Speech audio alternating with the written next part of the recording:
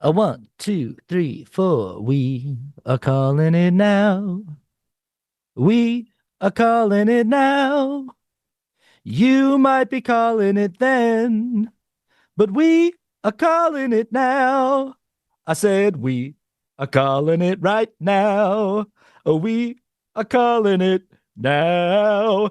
You might be calling it all the way back then, but we're calling it right now. Calling it now. That's a very popular song. Who wants to hear of it 50 times more? Hi, everybody. Welcome to Calling It Now. It's the show where you can call right now. I'm your host, Forrest Valkai, and I'm joined today by the beautiful, charming, and very talented Austin Archer. How are you doing today, my friend? I'm doing well. I was just kind of guessing on the timing of that. Was that right? No, it was perfect. It Do you was think perfect. I was like, are we on? I think we're on. It's always just kind of a guessing game. Yeah. Yeah. Excited to be here. Thrilled to be here on the Calling It Now show. In vertical. Yeah, who knew? We could do this as well. Welcome, everybody. We got a great show for everybody today. The number on the screen right now is 336-543-2101, and this is the show that we do that is more politically themed. One where we kind of lean more into the political realm a little bit more than usual. And the reason why we do it is because MAGA are fascists who worship Donald Trump and don't have any values, morals, opinions, plans, or ideals of their own. They have blind loyalty for Trump and hate for any scapegoats that Trump gives them. That's all they've got, and every single week, I don't actually know how often the show goes on, but like every time we do this show, MAGA folks call in and prove us right by going against all of their own morals, by just preaching patently un-American values, by not knowing anything about what they're talking about, but being damn sure that Donald Trump is just the best, and whatever Donald Trump told them to hate today, usually trans people and immigrants are the worst, and have no absolutely idea of like how any of that shit works. But we've got the lines open right now. So the number on the screen is 336-543-2101, and to start the show off, I would like to share something with everybody. And what I'd like to share is this is the White House's publication. This is in May. This is the U.S. counterterrorism strategy that was just released this month, and this is the United States telling everybody what our plan is to fight terrorism. What is the major focus of counterterrorism for our country? And if you scroll down here and go through the presidential forward and all these things that somebody else absolutely wrote for Donald Trump because he can't fucking read, you get here on page 5, where we get the threat laid out. And we get these bullet points here. We currently face 3 major types of terror groups. We get narco-terrorists, which is why we're blowing up boats of civilians in the international waters. We have legacy Islamic terrorists, of course, you know, the Islamists and all that. But then we get this one, violent left-wing extremists, including anarchists and anti-fascists.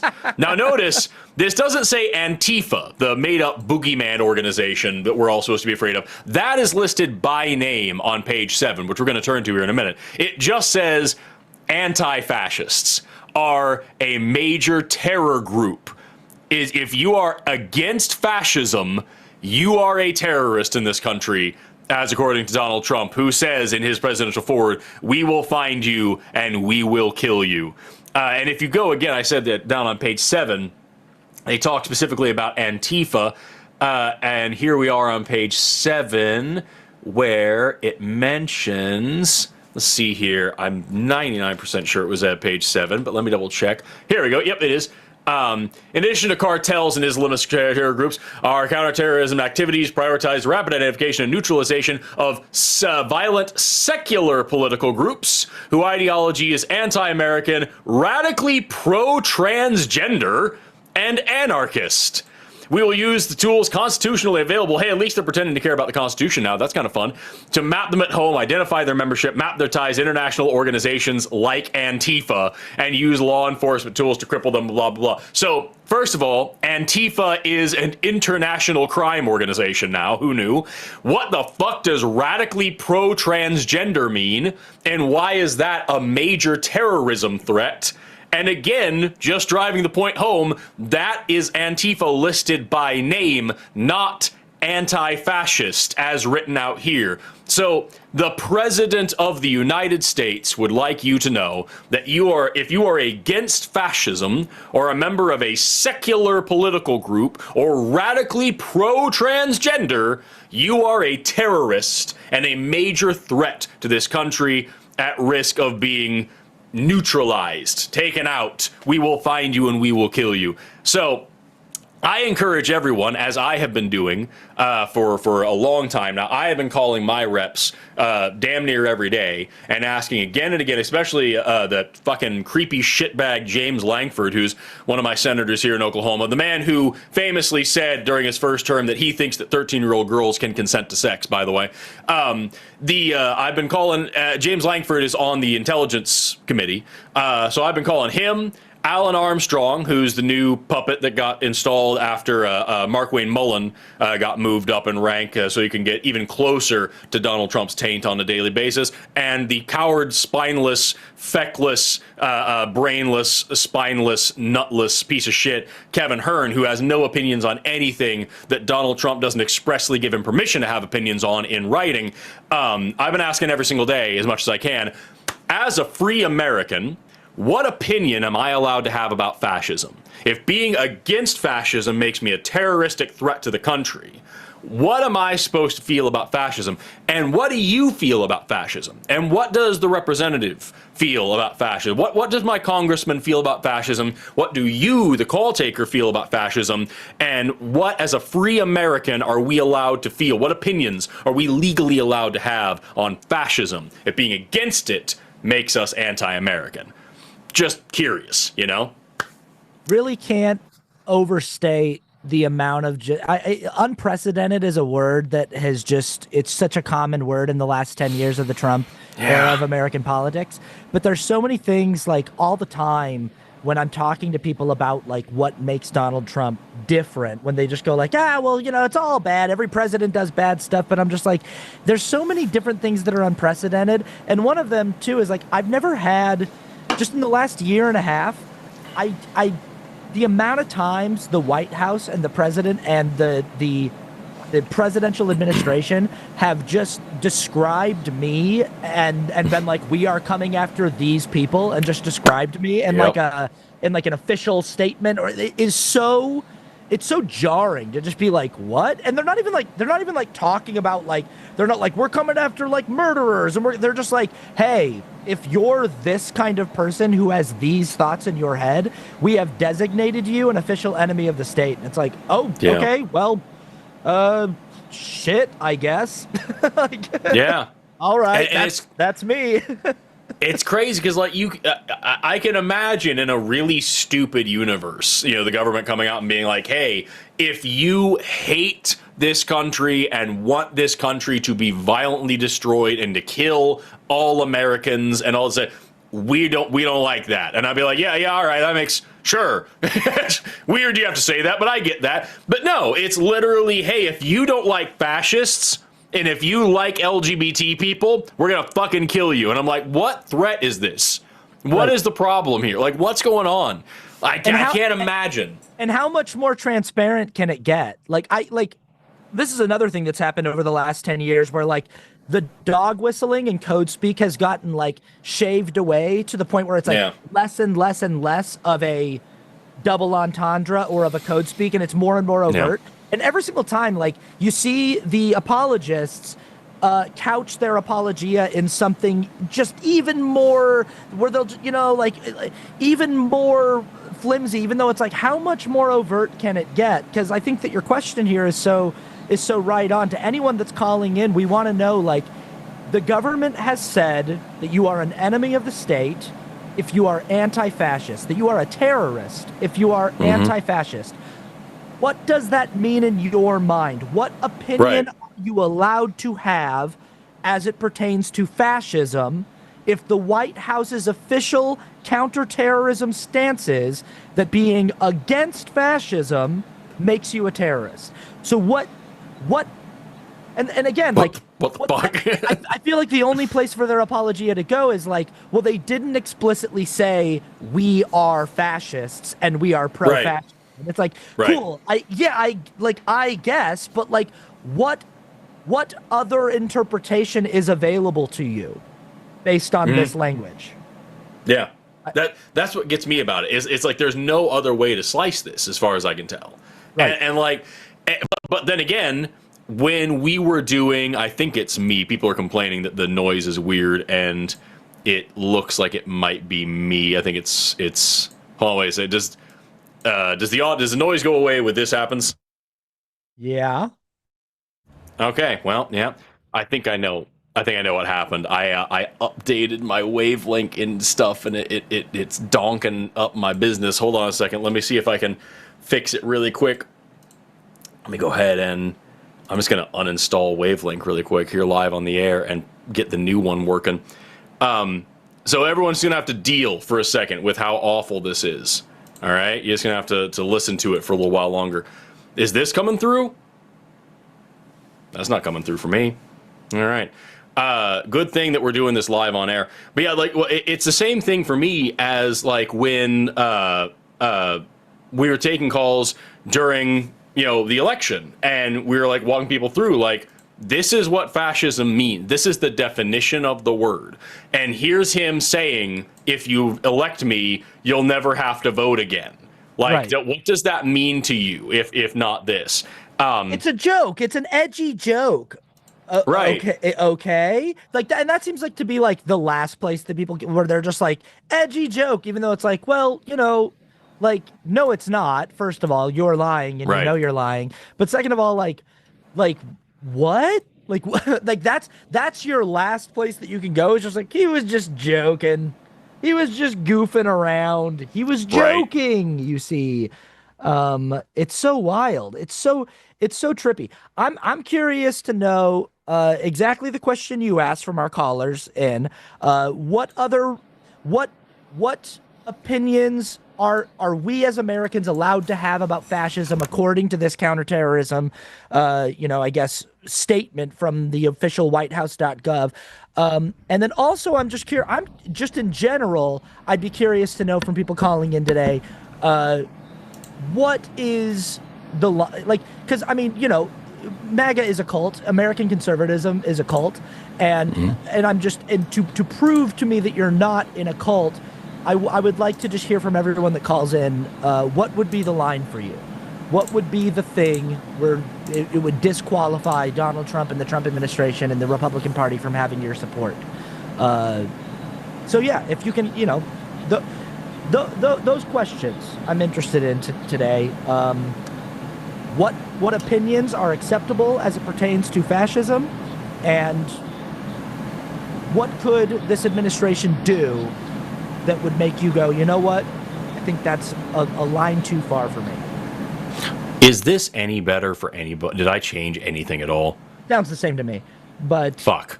but also like I don't think it sounds like un like it sounds like there's like an air conditioning on in the background or something, It's my desktop is right over here is what you're probably hearing.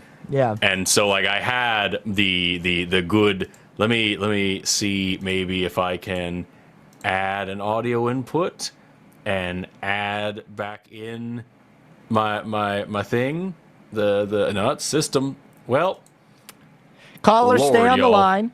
Callers, we got some callers in the You queue. Stay on the lines. We are gonna get to you. Yeah, we'll just go ahead and jump right in. I don't know. It's just gonna have to be what it is. And we're gonna jump right into calls because we've been talking for a minute anyway. Someone says I sound like I'm in the bathroom of a very nice plane. How do you know I'm not? I'll figure this out eventually. It's a good thing I'm doing another show immediately after this. So I have no time to Yeah. correct it or anything like that. Forrest and I are both doing this from the bathrooms of private jets. Yes, as we do with our internet atheist money, we get to just do that sort of thing all the time. Yeah. Um, Oh God, don't get me started on that shit. That's a whole rabbit hole I could go down, but oh Lord. Let's go ahead and talk to. Let's start with Robert. Pronouns he, him, calling in all the way from Hungary, who says that the solution against fascism is authentic, moderate politics. Strongly disagree. Robert, you're on the line with Forrest and Austin. How are you doing today? Hey, Forrest. Hey, Austin. Did you just bleep moderate? no, No. no. Weird. I heard a beep. It sounded like That you that might have censored. been no, that might have been right when you came on. It might have made a beep noise. Yeah. Yeah. So I don't know. How much do you guys know about Hungary politics? Very little. Okay, but I'm sure you heard about Orban.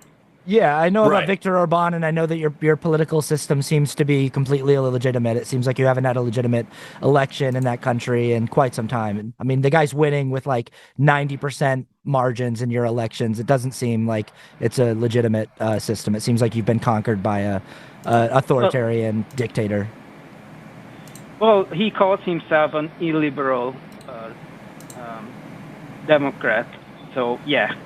He's Almost. not. He's not though. That's why the conservative Republican Party in America is in love with him.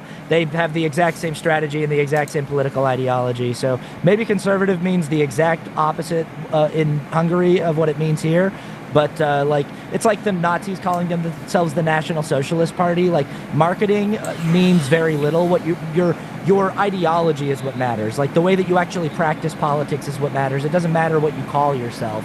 It's the way that you practice politics. And Viktor Orban practices a very distinct brand of authoritarian, far right wing politics. Yes. Basically, the program in Hungary is we had a communist dictatorship, and coming out of it, we really didn't have um, um, the proper safety guard against dictatorship. And Viktor Orban came in, and due to the economic crisis, he won a big vote in 2006, and he basically had the power to rewrite the constitution we had, and he made it so that it was very easy for the biggest party to win big. And then to cheat. he destroyed the independent media. He had a national broadcaster, much like the BBC, and he turned it into state propaganda. And much of the country, unfortunately, listened to that as their primary base of information. And he turned it into propaganda lying for the party and created a state party, basically. Robert, you sound like you're on our team. Why do you identify as a conservative? Well, because I'm not a progressive. Why are you not a progressive? Because I think there are certain things that are valuable and worth conserving. Like what? Such as the U.S. Constitution, that I hope that our new government that defeated Orban will be able to recreate and make it more permanent this time. Yeah, but you're talking about amending the Constitution. You're talking about progress. You're talking about changing the way that the things in your country work right now. You're not talking about conserving any sort of tradition. So you said you want to conserve certain things. What things are you looking to? So, and it sounds like you're talking about conserving in a way that is not like being conservative in policy of like how much influence the government should have. It sounds like you're talking more about conserving ideas. Is that correct? Yes, but also building something that is going to last long term, and not something that is up to the whim of the electorate. So in the US, you guys have a constitution that needs to be recognized by what, 2/3 of the states, something like that. Yeah. But here, all we needed was a two-third majority, supermajority in the parliament, and Orban had the power to recreate the constitution and rewrite it to his favor. And I think we need to recreate something that is lasting and something that is not up to the whims of the electorate. So it sounds like you want to be progressive up to a point. You want to amend your constitution to something that works for you ideologically. And once you get it there, keep it there. You want to keep those parameters. Is that right? Is that what you're saying? Well, not just for me. I want, and this is the program of the new white tent liberal coalition that has many left and right wing members now in the new parliament. And the point is that they want to organize a countrywide discussion and legitimize the new constitution with a national vote. How do you say that in English? What's the term? Ratify or amend? No, when the whole country votes on a proposition. Oh, I mean, we do that during elections. We do that. Yeah, they want to just announce a new vote for the new constitution, and the whole country can vote up or down if they want to adopt it. Okay, I think I'm a little confused, Robert. What is progressivism to you? What in Hungary, from your standpoint, you're not a progressive, you said. What is progressivism to you? Okay, so my idea is that many people in politics see the opposite of conservatism is liberal. Like the Republicans call liberals liftards, such, but the truth is that the opposite is conservatism is progressivism, and as an ideology, that's just progress for the sake of progress. For example, I have a pretty moderate pro-trans standpoint. What do you mean by moderate? I didn't do anything. Well, I didn't do anything. I don't know why it's happening. Well, I support, for example, anti-hormone drugs for children. What was it? Anti-puberty. You support puberty blockers? Yes, puberty blockers. That's the one. Okay. But I would only allow that with the support of both parents and the doctor, of course. But I don't want the state to deny it or deny any health care service. Is there a reason why you put those parameters on it? Yes, I think it's important for the country, for any country, to its members are safe in the knowledge that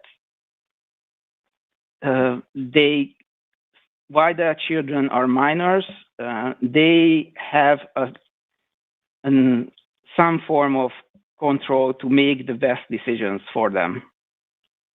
Yeah, I think that's I think that there's like room for that within reason, but like you also understand that there are situations where like a child needs to be able to have the ability to extricate themselves from an unsafe situation at home. Like not all children have parents who have their best interests at heart, you know? So like, yeah, of course. Would you support building in exceptions for like, let's say if a healthcare professional, a doctor or a mental health care professional feels like the parents are not recognizing what's in the best interest of the child, could someone? So you think that the parents? So you think the parents should have carte blanche, full control over the child's life, and until a certain age, and even if the parents don't have the child's best interest at heart, they should be able to make that call?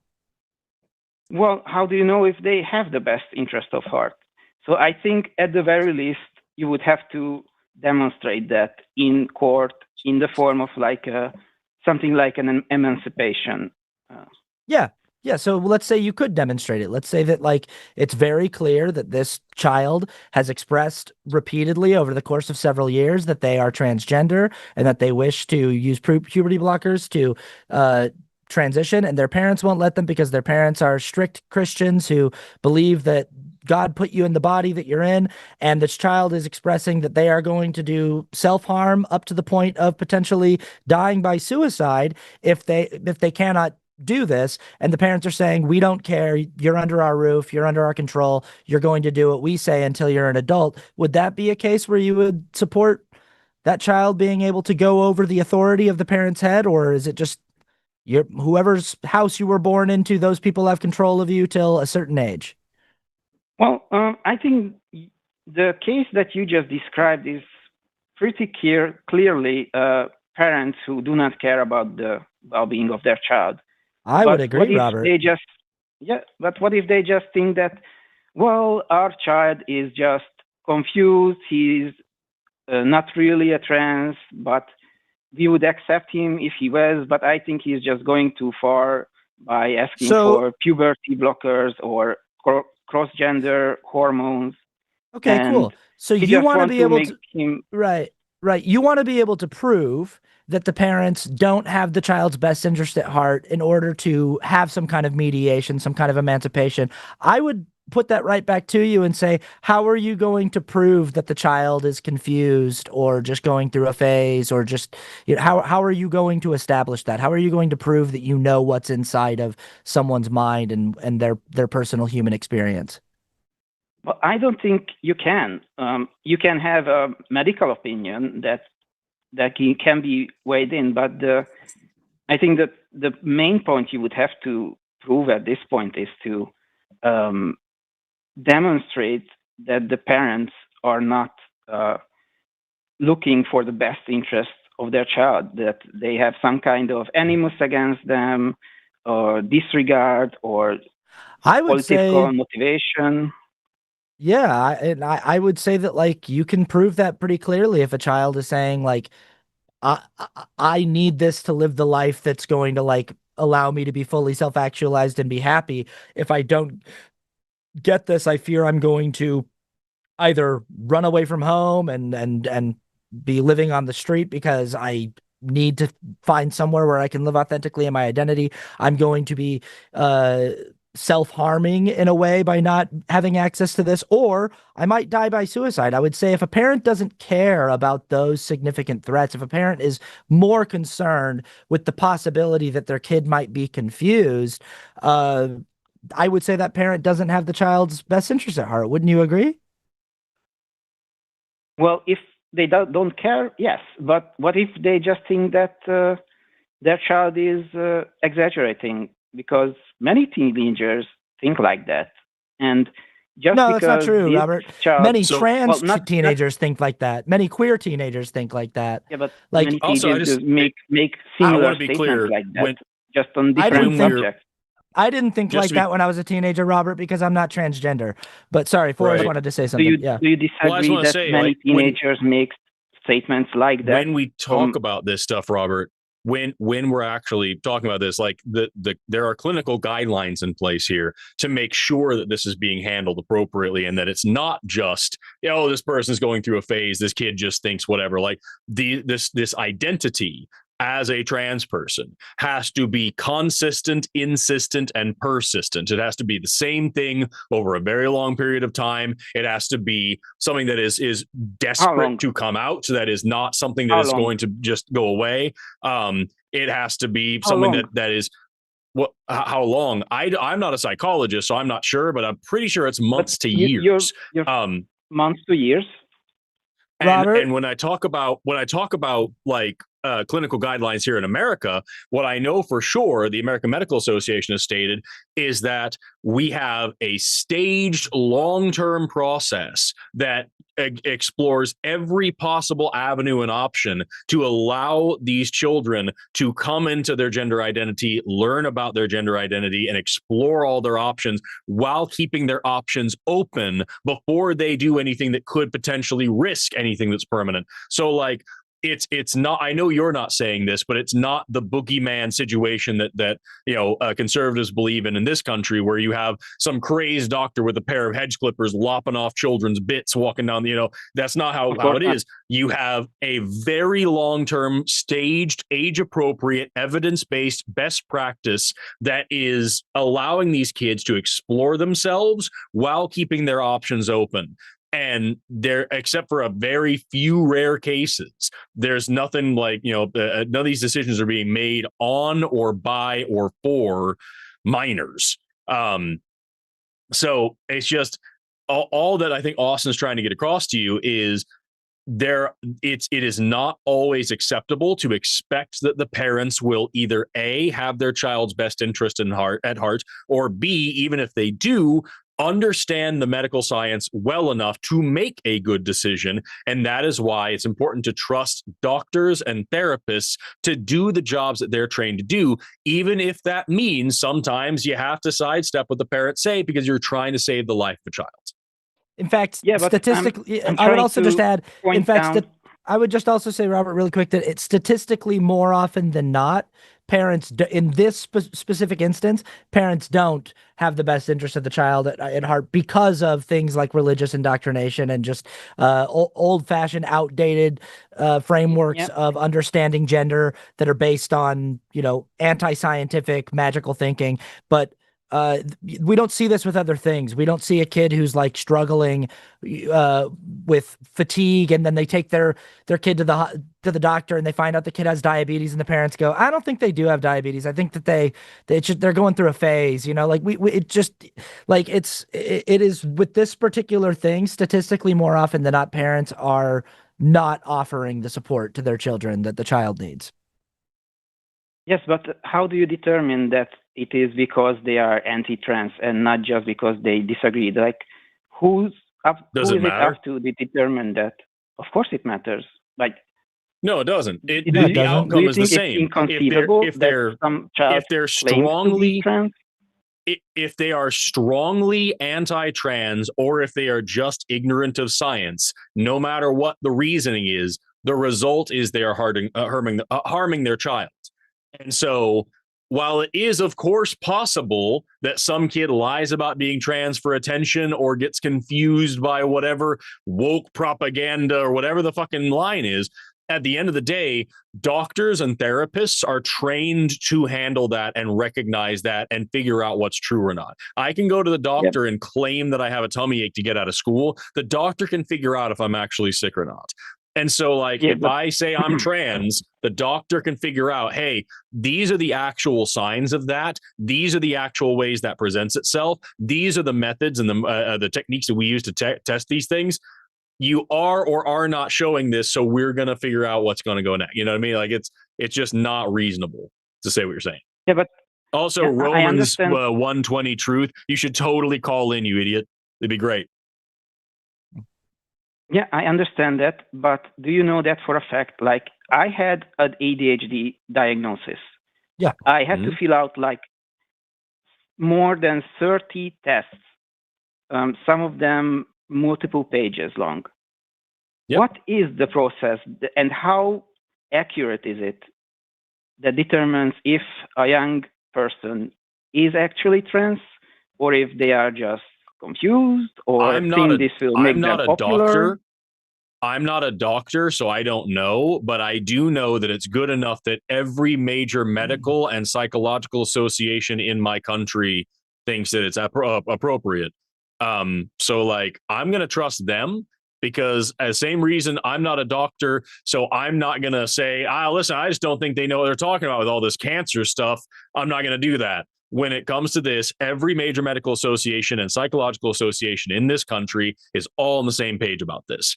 And it happens to support the evidence that I understand as a biologist, and also what sociologists are saying as well. And it works for me in terms of it backs up the data that I understand. I don't know the process. That's not my job. but I trust the people whose job it is to understand it. If you want to talk more about the process, we have a show on our other channel called The Line, called Calling It Now. It's called the Transatlantic Call-In Show, where we have one of our hosts named Dr. Ben, who is a doctor and also a trans man, and he can probably talk a lot more about the specific guidelines and best practices that he uses. I know he doesn't specialize in that, but... Okay, well, my main point was moderation. I don't think that you should, the current Trump administration's point is to illegalize every trans medical interception for minors. And I think the government shouldn't decide that. It should be up to the parents and the doctors. But I don't think it's a good idea to exclude parents from that decision based on only the child's and the doctor's opinion. And sorry, did you just say? I'm sorry. Did you just say that you don't think the Trump administration's goal is to get rid of gender affirming care for minors altogether? No, the opposite. The opposite. So you do think that is their goal to do that? Yes, I think. I think they said that.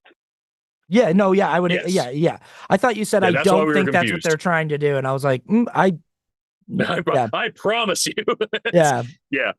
Again, Robert, it sounds like we have quite a lot in common. I'm just trying to understand, what leads you to this idea that moderation is it just that it kind of sounds like you get it and you're just scared to go all the way. You know what I mean? I'm not understanding how moderation is the fix to fascism. That was your original claim. How does moderation fix fascism better than progressivism does? Yeah, I think progressives and Democrats within the Democratic Party have allowed opinions, voices to reach part of their platform, and they, at least if they didn't adopt them, they entertained them. So let's say, like the border, phrases like a human being cannot be illegal, or I don't think they ever said they are for open borders, but did they say enough that they are not? And I think they just undermined the whole population's belief that both sides will protect the border, will protect their nation, and not because they didn't want to, but because they tried to cater to the progressives too much. To the radical progressives. And sorry, you just said, why do I not go all the way? Don't you think there's such a thing as going too far? No. And where is that?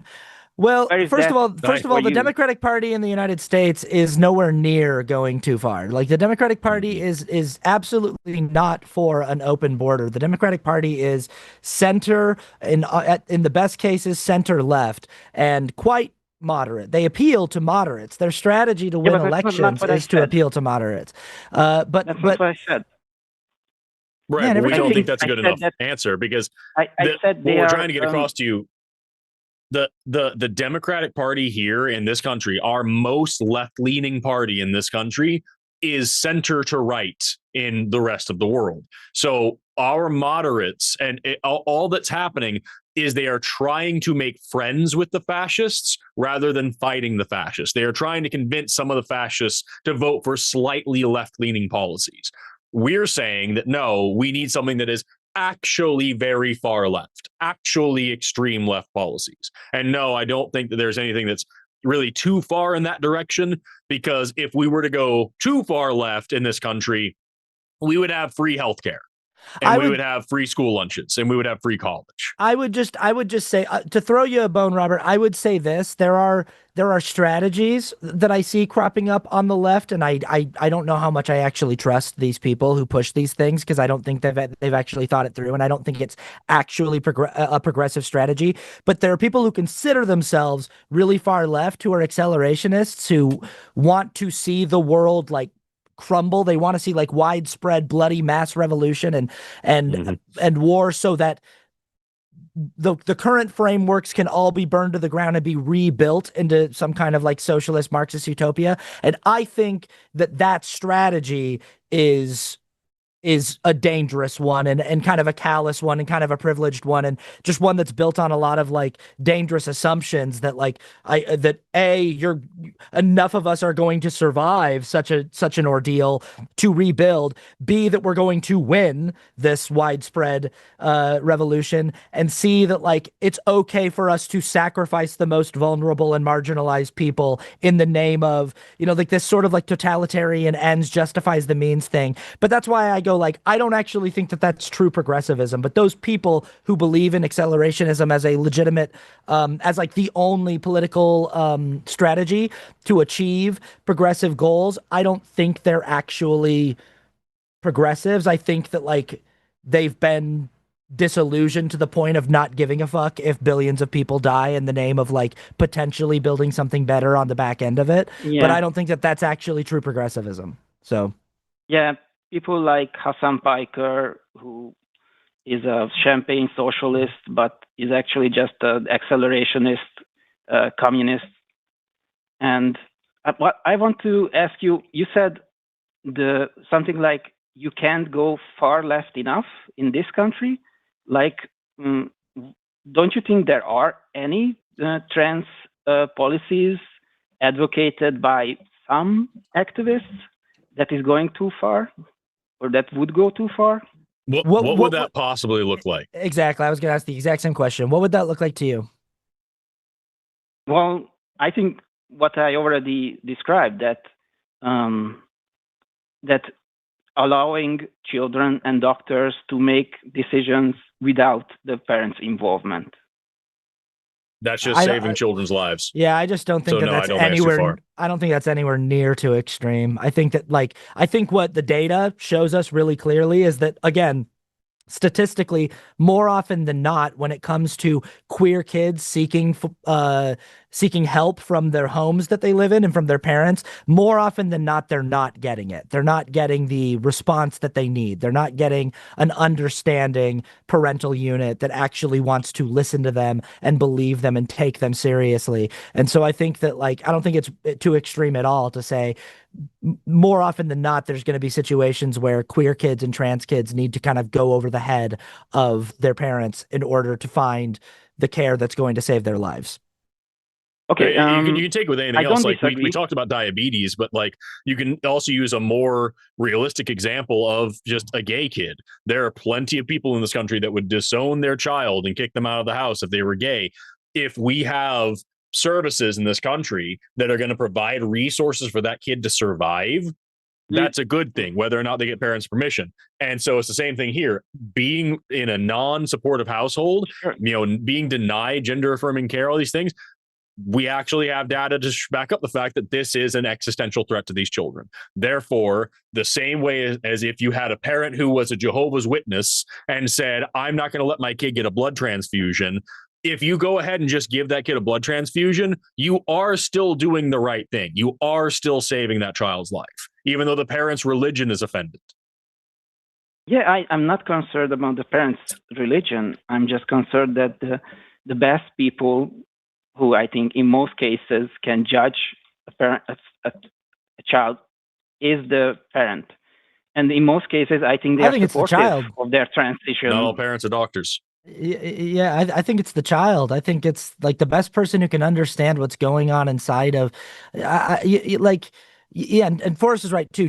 People who are trained professionals who know what to look for and who know, yeah, but again, Okay. like this whole idea of like kids that get confused too. This is such an overblown idea. It's coupled in with like, oh, what about all the people who detransition? Like the numbers of people who regret getting elective surgery on their knees to like fix a torn meniscus or a torn ACL, those numbers are significantly higher than people who regret transitioning. And Sure, but you it's know not this. zero. Sure, who the fuck cares? Like, I don't give a But should we You don't outlaw care? it? Like that's Sorry. No, should we should we outlaw knee but surgery? we should care. But we should care that why? some children regret it. right? But that's the whole point. But there are also Robert, there's a multitude of factors why they regret it too, though. Like a lot of times the reason why Right. people regret transitioning is because of external societal pressure that tells them Right. like, no, you shouldn't have done this. Like you really fucked yourself. Like you really, like, and like they buy into the amount of propaganda that tells them that what they did was wrong or evil, and then they regret it because of those reasons. But again, like more people regret having surgery on their knees, and we're not talking about preventing them from doing. Let's not argue about the number, but do you think there is no legitimate detransitioners who regret it because they genuinely made a mistake? No, I don't think that's. I don't think that there are. That's not the case of course, those. No, I'm saying, of course, I don't think that. Of course, those people exist. The fact of the matter is, every single medical intervention ever has a risk factor and has a regret rate. Every single one. LASIK eye surgery is several times more likely to cause a regret than, gender affirming care. And as Austin rightly pointed out, the majority of the time when we see people who are detransitioning and who are in that regret group, it's because they didn't have support through it, and they then faced pressure at home or pressure in their community, and they felt bad and they felt pressured and they left. That happens a lot. And so absolutely, there are certainly people out there who they went through all the right steps and they had all the support they need, and all the doctors and psychiatrists were all on the same page, and everything went the way it was supposed to, and something still went wrong, and they still found out that they shouldn't have done that, and they had regret. Absolutely, that will happen sometimes it's an extremely rare situation, but it will happen. But those people deserve high quality, specialized medical care to treat what problem they're having and fix whatever issues they're dealing with. They deserve that. And their experience doesn't erase or delegitimize or call into question the legitimacy of every other person who had this work out for them. In the same way as with LASIK eye surgery, hip replacement surgery, anything else, there are some people that are going to go through all the right steps and get the best possible advice, and it's not going to go well for them, and they're going to regret doing it. It is a very small percentage that we take into account when we're deciding, hey, this is the risk factor, and there's a way bigger reward, so we're still going to recommend you do this. And also, you have informed consent here. You have to know what is the chance that you regret this, and what is the chance this goes wrong, and what things are you at risk of if you go through with this. And they decided to do it with all that information, and it works 99.9% of the time. And that 0.1% doesn't get to erase the rest of this. And it doesn't mean that we should now question whether or not we should be doing this for everybody else. I don't think I question that. I wholeheartedly endorse it. I'm just asking what's the appropriate safeguards for that. And like informed consent. Informed consent is the safeguard. Okay, informed consent. There are some trans activists who argue that since children need this life-saving medicine, that they are advertising on the internet, in Discord servers, how to order and home make hormones. Well, that is as stupid and dangerous. That is as stupid and dangerous as somebody telling people how to make their own painkillers at home. Like, yeah, I do think it's going too far to tell people to self-medicate or to try to become their own pharmacists. Yeah, absolutely. But those are random activists that you can't even name that you're telling me about. I've never heard of this before. Yeah, somebody could be out there. Pick a thing that we both agree with. Chemotherapy for cancer patients. If somebody's out there saying, hey, if you think you have cancer, here's how you make your own chemo, inject it into your veins. That's stupid. But at the end of the day, if you actually go to a doctor and they do actual tests to actually figure out that you actually have cancer and they give you actual chemotherapy based on a best practice evidence-based regimen, then that's a good thing. And I'm not going to use that asshole on a Discord server to call any of that into question.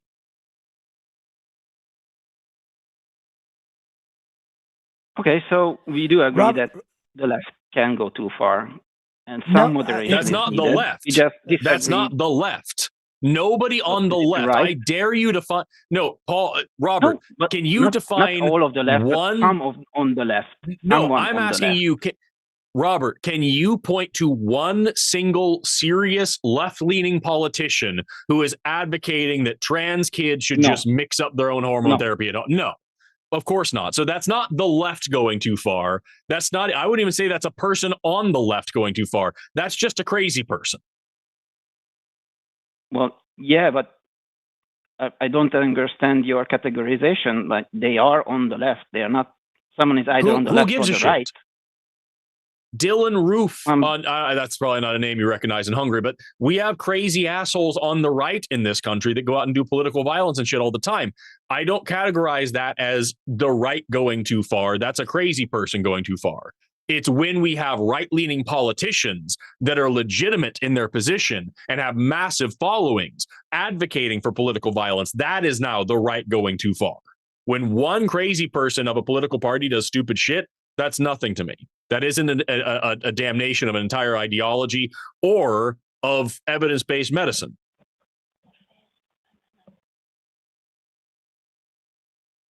Yeah, I completely agree that the parties are not the same. The right is in the America is far more radical, and thankfully the Democrats don't. And liberals here at home don't adopt the most radical positions. So I want to just get back to, because I'm still like, I still don't feel like you've established why moderation is the solution to far right fascism. And I feel like the best thing that you've come up with is sometimes the left goes too far, sometimes progressivism goes too far, and that's why we need moderation. And the only example you can come up with is this vague thing about how we might be going too far with trans kids. In a society, by the way, that like still is like just has absolutely no respect for trans people or trans kids whatsoever. And like, we are just on the very, very beginnings of even trying to approach having some kind of widespread societal societal respect for trans identities. But you're already talking about how we're taking it too far. And it's like, I don't see the evidence for that. I don't think that the data actually supports that position, but like, that's it. Moderation is the solution to fascism because in your mind, the left goes too far sometimes by validating what trans kids are saying about their lived human experience. Is that is that the nutshell of your argument, Robert?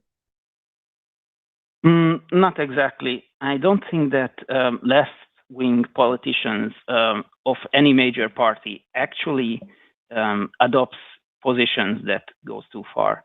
They are actually moderating much more, but they do try to signal to radicals that they agree to them in order to get their support. Okay. Okay, so what are the radicals? So in radical progressivism do you feel like liberal Democrats, centrist Democrats are signaling to radical progressives like myself and Forrest that they might give a shit about trans people and that's going too far? That's not going to defeat fascism. I saw this clip where it was Bill Maher talking to David Cross and it was like about like, should we just believe kids when they say they're trans? And David Cross was like, yeah, of course. And then Bill Maher goes, we voted for the same person, but you're the reason why she lost. And it's this same idea that just like the fact that some people who strategically vote for centrist Democrats in order to defeat far right extremism are like all the way on board with trans identities being a real thing that should be respected is like is enabling fascism somehow. I don't see how you're connecting the dots, Robert. I'm just like, how is me being like trans people are real and valid? How is that not how is that hindering meaningful resistance to fascism? Saying that trans people are real and valid is my position. What your statement from Krauss was that should we just believe children? I think that is a radical position. His answer should have been, as any reasonable or Robert, are you Robert? Can I ask you a question? No, we should. Robert, really trust quick. the doctors. Robert, really quick. Are you cisgender? No. Well, yes. Okay, great. Did you ever have a phase as a child where you thought you might be trans? No. Me either. So what are we talking about? And none of my cisgender friends have. I don't have a single cisgender friend, not one. I don't know one person who went through a phase from the ages of like 8 to 14 where I thought I might be trans and then I grew out of it. Never met a person. I know that those people say that they exist. I know that there are these outlier cases where people say I went through a transition period and then I regretted it. And again, we've already talked about that. We've already talked about the different reasons why. But I'm just saying anecdotally, it just doesn't seem to be a real thing. You're talking about it as though it's like we can't trust kids when they tell us about the experience they're having. But I'm just saying my lived human experiences, not a lot of cis kids are going around saying I'm trans. It just doesn't seem to be. You're talking about 1% of the population, so you would not have any relevant experience. But there is data and that a lot of gay men, gay women do think for a time at least that they might be trans, and they grow out of it. And that's not to say that that's the case most of the time, or that should be the default case. But I'm going to assume that's true. I don't know if that's true. We should Robert, not just believe the kid. Robert, I don't know if that's true or not. I'm going to assume that it is for a second, because if you remember, the first thing that I said to you was that part of the guidelines for making sure that like when they go forward with gender affirming care for kids is making sure that that gender identity is consistent, insistent, and persistent. It's not just a phase. That is part of the guideline for doctors and psychologists, is to make sure that you aren't just homosexual and you're going through this phase and whatever else. It's not something like that. They actually check for that. And there a lot of times early transition is social transition. So grow your hair out and put on a different kind of clothing and see how that feels for a few months. And then we'll talk about the next step and the next step and the next step and the next step. And it isn't until step 30 that we start actually talking about any kind of like serious medical intervention. So even if what you're saying is true, best practice, evidence-based clinical guidelines go again, like they solve for that. They account for that. They make that okay. But if that very reasonable position that I also hold is yours, then don't you think that statements like Krauss to Bill Maher are irresponsible, that we should just believe the children? No, I don't. No. Because at the end of the day, like it's not saying believe every single thing a child ever says. It's not saying believe the children instantaneously and without question. It's saying these kids know what's going on in their bodies more than somebody just talking to them, like more than anybody else does. And so you should believe them and take them seriously and take them to a doctor and have whatever needs to happen. Like that's all this person is saying. This person is also a comedian, not a scientist. So I'm sure he didn't have the most perfectly eloquent and nuanced, expression on this when arguing with another comedian. But at the end of the day, all this person is saying, and all I'm saying is, if somebody tells you who they are, believe them. And if this kid says, hey, I think I might be trans, okay, same way as if you said, I think I might be depressed, I think I might be bipolar, I think I might be gay, I think I might be a Republican, I might be whatever. Okay, then here's the steps that we need to take. And if this doesn't work for you, then we know. Not a lot of people explore their gender identities or their sexualities in the first place. A lot of people don't have the vernacular to be able to express these things properly. That's why we have trained professionals. If you're feeling a weird kind of way, let's take you to somebody who knows what they're talking about, and that person will help us sort through it. That's all we're saying. Yeah, but that's the important caveat that sometimes people like David Cross leave out, and that leads to sure. It was I gave you I gave you a paraphrase on the right. I gave you a paraphrase quote from a conversation from a whole podcast between these two guys. Like it's like you're focusing on the wrong thing. Like we're just saying there's nothing radical or crazy or going too far about just believing a child when they come to you with something like this. And that doesn't mean that the child says, I think I might be trans, and you go to the hospital and you have surgery that day. That's not how it works. That's not how it works. That means you go, okay, let's explore this. Let's talk about this. Let's go through this process together. And if on the other side of this process, if 2 months into the process or 2 years into the process, you think, you know what, I think it might be something else, then okay, that's all right. We'll figure something else out. There's just this harm that you're trying to insist on, Robert, of just believing people when they tell you what's going on in their own human experience. It's just not as nearly as big of a deal as you want to believe it is. And I think that we're running in circles, and I don't think that you've established a case for why moderation is the solution to fascism. I think we keep getting away from that. We just keep getting into your own discomfort with trans identities. And I don't think that we're like getting anywhere closer to our topic. No, sorry, I don't have discomfort with trans identity. You clearly do, Robert. It's okay. Okay, that's your opinion. My point is that the point is not even that this is a large point. I don't think this is a large. I think this is a very small minority where it happens, if at all. My point is that these needs the proper respect when making statements about that. And if we don't make the necessary caveats about the safeguards and about how medical professionals are the ones who will make the decisions, and nothing will happen to minors without that. That is how people on the right who are not like me, who don't think that trans people even exist, and the most they probably can agree to is like, well, if you're an adult, you can do whatever you want, but for no children should ever receive any medical care. I don't think that. I think there are trans people who exist. I think there are children who need the access to medicine. Robert, but we need. Robert, I think the issue is, and we need to. Robert, the issue that we're having, what's frustrating to us over here is that we know that you would not have this same nitpicking argument with literally anything else about healthcare.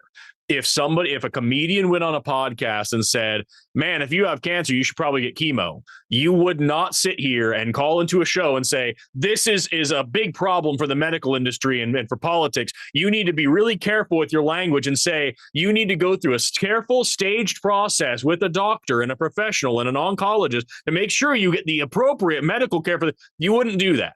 It's just because trans people are a politically charged issue, a minority group that is being used as a scapegoat for a lot of political problems, that you are now pretending that we all need to have these really, really intricate and hyper-specific conversations about them, and we don't. What we're saying is, believe trans kids. They know who they are better than you do. Trust doctors and scientists. They know about this stuff better than you do, period. That's our entire, and because we're not giving all these little intricate details, you're pretending that that's akin to, the left is going too far and someday someone's going to tell you on a Discord server how to mix up your own hormones. No, dude. We're just speaking about this the same way we would with anything else. With abortion. Abortion is another hotbed political issue about medicine, and we have the same thing. Believe people with uteruses. They know what's going on in their body. They get to decide what happens. Trust the doctors. They know how to do things safely. That's it. And it's the same thing here with trans people. That's all, man. Yeah, but I think you're missing my point that it is exactly because these issues are politicized. And if we don't do the pedantic, detailed, accurate description that we give ammunition to the far right. It doesn't further matter. It doesn't matter. I disagree with you. It doesn't matter. Why wouldn't? Because don't we you agree literally that have our president here in this country didn't understand the word transgenic and came out on stage and told his fucking dumb shit followers that we're wasting millions of dollars making mice transgender in this country. It doesn't matter how careful we are with our language on this side of the aisle. Our opponents are dumb as fuck, and they have already decided that science is wrong and that biology, psychology, sociology, endocrinology, anthropology, biomedical sciences are all a big left-wing, probably Jewish conspiracy theory that is all out here just to turn kids gay. It doesn't matter, dude. We can sit here and try to be pedantic about our language all we want. It's not going to change the reality of the political landscape the way that you think it is. What's going to actually matter is serious leftist politics that advocate for human rights and medical advancements and rigorous science. Like, that's what actually is going to matter. So I think you are fighting really hard for something that's going to give you the tiniest amount of gain, if any gain at all. Meanwhile, not moderate politics, but extreme, serious left-wing politics are the things that are actually going to save lives.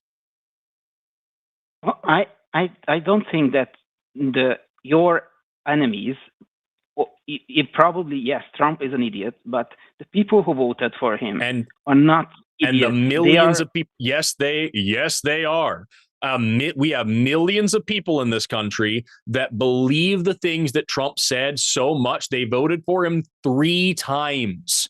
They voted for him when he said climate change isn't real. They voted for him when he said that you can inject disinfectant into your blood to kill COVID.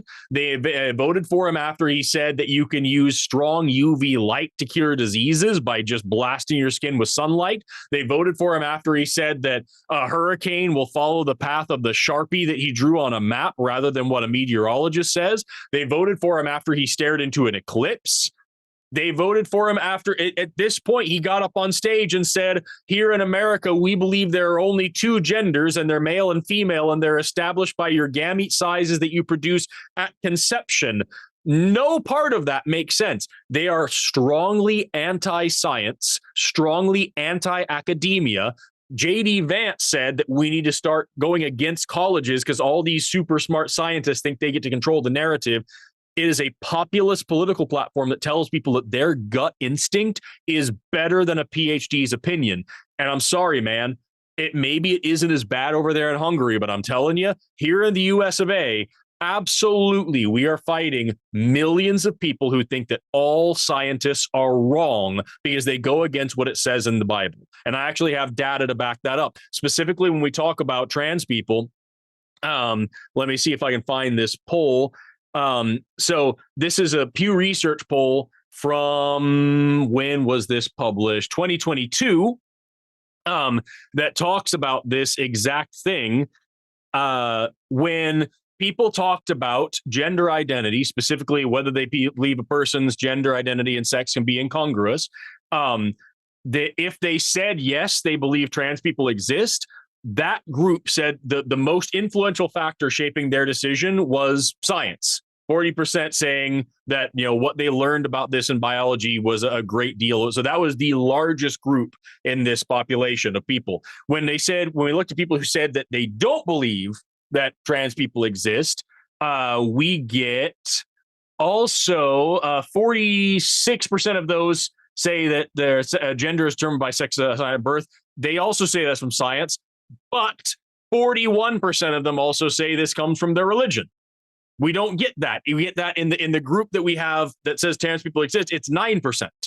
So in this country, religion and politics play a way fucking bigger role in this than I think you realize. And having a cultist political leader, a cult leader like Trump, absolutely is going to shape people's opinions more than their understanding of science, more than the nuanced position that we give out, more than the careful details that we have in our language. No, Trump said it, so it's true. That's what's going to happen for a lot of this country. Anyway, with that, man, it's been a long call. We've been on the call for almost an hour with you. We only have a couple of hours left and we have other calls in the queue. So we're going to move on. But I hope you call back sometime with more of this, because I think we still haven't addressed the fundamental issue of why you think moderate politics are the best answer here. That's where I'm at. Can I give one more statement, short one? Sure. My point is that you should not think that people are stupid. You should talk to them, try to explain your position, and you can change their minds even if they are religious. We have Robert, that's what we do for a living. That's literally our entire life. We talk to these people all the time, and I am here to tell you, Robert, many of them, I'm sorry, are fucking stupid. And like we try to give these people the benefit of the doubt all the time. Always. We're about to talk to a guy who I'm almost certain is going to prove what I just said right, but I'm going to give him the benefit of the doubt. I hope he comes in with something strong and he proves me wrong, but I'm not I will see, yes. you know. Just a little more grace and a little more love for your fellow humans goes a long way. Robert, this will be the last thing that I say. My fellow humans right now in this country are supporting concentration camps. So no, I'm not going to have a little more grace for them when they are literally willing to burn our Constitution just to own the libs. Yeah, we have people in this country, a massive amount of people in this country, who are willing to violate the Constitution, violate human rights, put children in cages, round up people based on their skin color. None of this is an exaggeration. We have ICE officers rounding people up based on their skin color or their accent and throwing them into concentration camps where they are being tortured, denied food, denied medicine, beaten to death in certain cases, raped in a lot of cases. We've had a record number of suicides in these camps this year, and we now have a bunch of people on a hunger strike that are about to be force-fed against their will, which is also torture, all because a certain group of people that you say I should have grace for love Donald Trump more than they love anything else in this fucking country. And they do the same shit to trans people in a heartbeat. So no, dude, these people are fucking evil and they need to be treated as such. Paradox of tolerance, Robert. Look it up. Look up the paradox of tolerance. You can't. That is exactly where we're at. Being a tolerant, kind person, being a loving and accepting person who's trying to be open to everyone's experience means fundamentally that you have to be intolerant of intolerance. So when you encounter people who refuse to have an expansive idea of the human experience, and their idea of the human experience is you are either in my specific in-group or you are subhuman and you don't deserve basic rights. Fuck those people.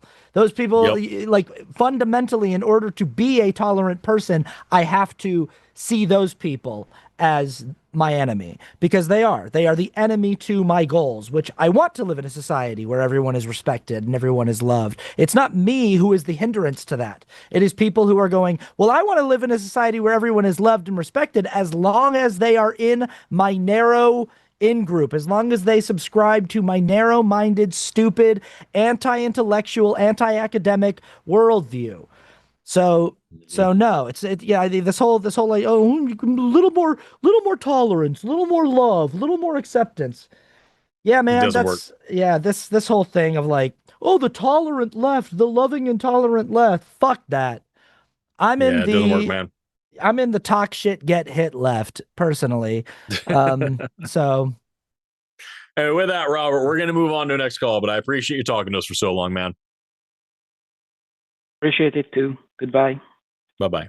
Don't start none, won't be none is my personal philosophy. It's this whole thing of like, I wouldn't have to be sitting here being mean to you if you would be a better person.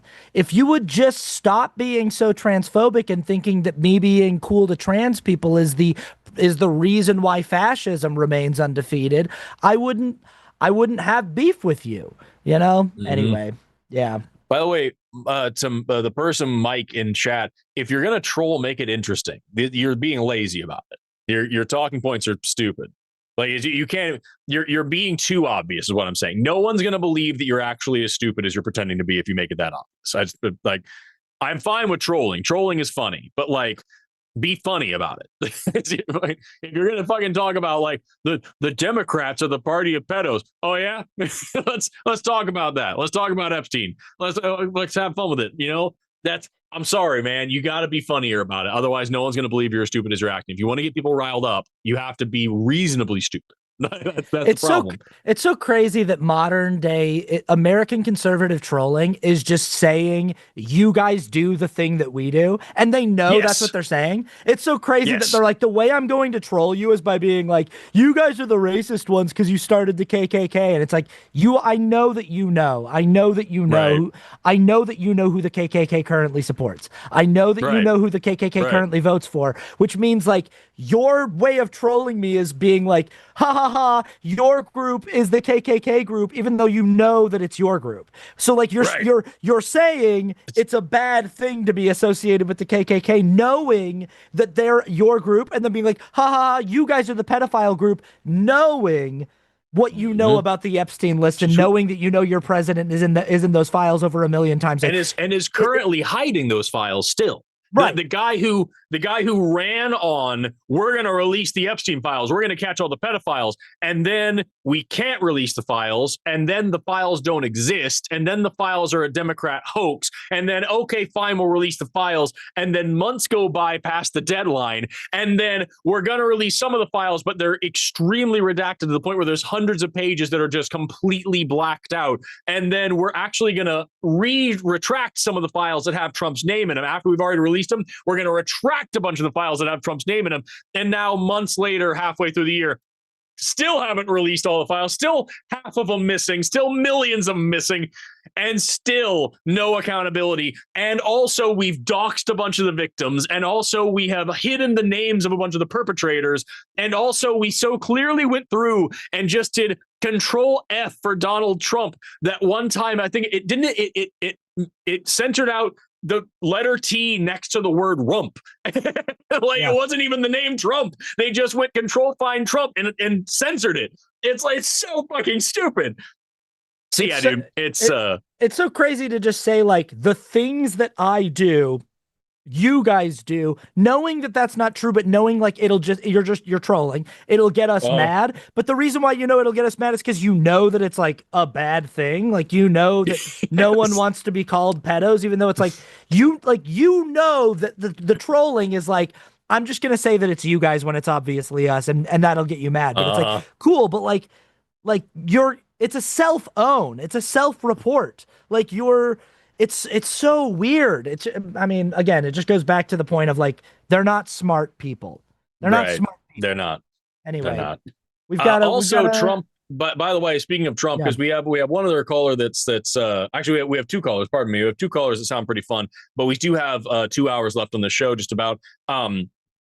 If you support Donald Trump as well, we're still taking calls, 336-543-2101. The next call we're going to take is about trans stuff again. And then we have one more where someone is talking about that we're overgeneralizing about the White House dubbing people domestic terrorists. We're going to talk about that person next. Yeah. But I would love to talk to somebody who supports Trump and thinks that we are being flippant about calling him a Nazi and a fascist and all that stuff, especially considering the way that he talks about immigrants.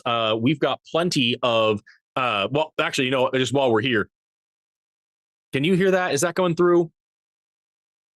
No, I'm not hearing anything.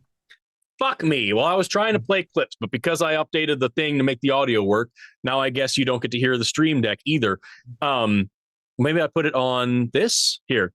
Does this work? I'll go backstage before a show. Yes. And everyone's getting dressed and ready. And I'm allowed to go in because I'm the owner of the pageant, and therefore I'm inspecting it. Is everyone okay? They're standing there with no clue. Is everybody okay? And you see these incredible looking women. And so I sort of get away with things like that. It's frustrating because I couldn't hear it. That's annoying. But just sorry, man. Your president is a fucking creep. What's so funny is it's like that's such an old clip, and it literally feels like kind of quaint at this point. Mm-hmm. It's like one of those things where it's just like, oh yeah, remember when it was just that? Like, remember when it was just sort of like being like, kind of like winking at it, being like, yeah, I like to go into dressing rooms and they can't stop me because, but it's like, it's just all gotten like so much worse. It just keeps Yep. getting so much worse.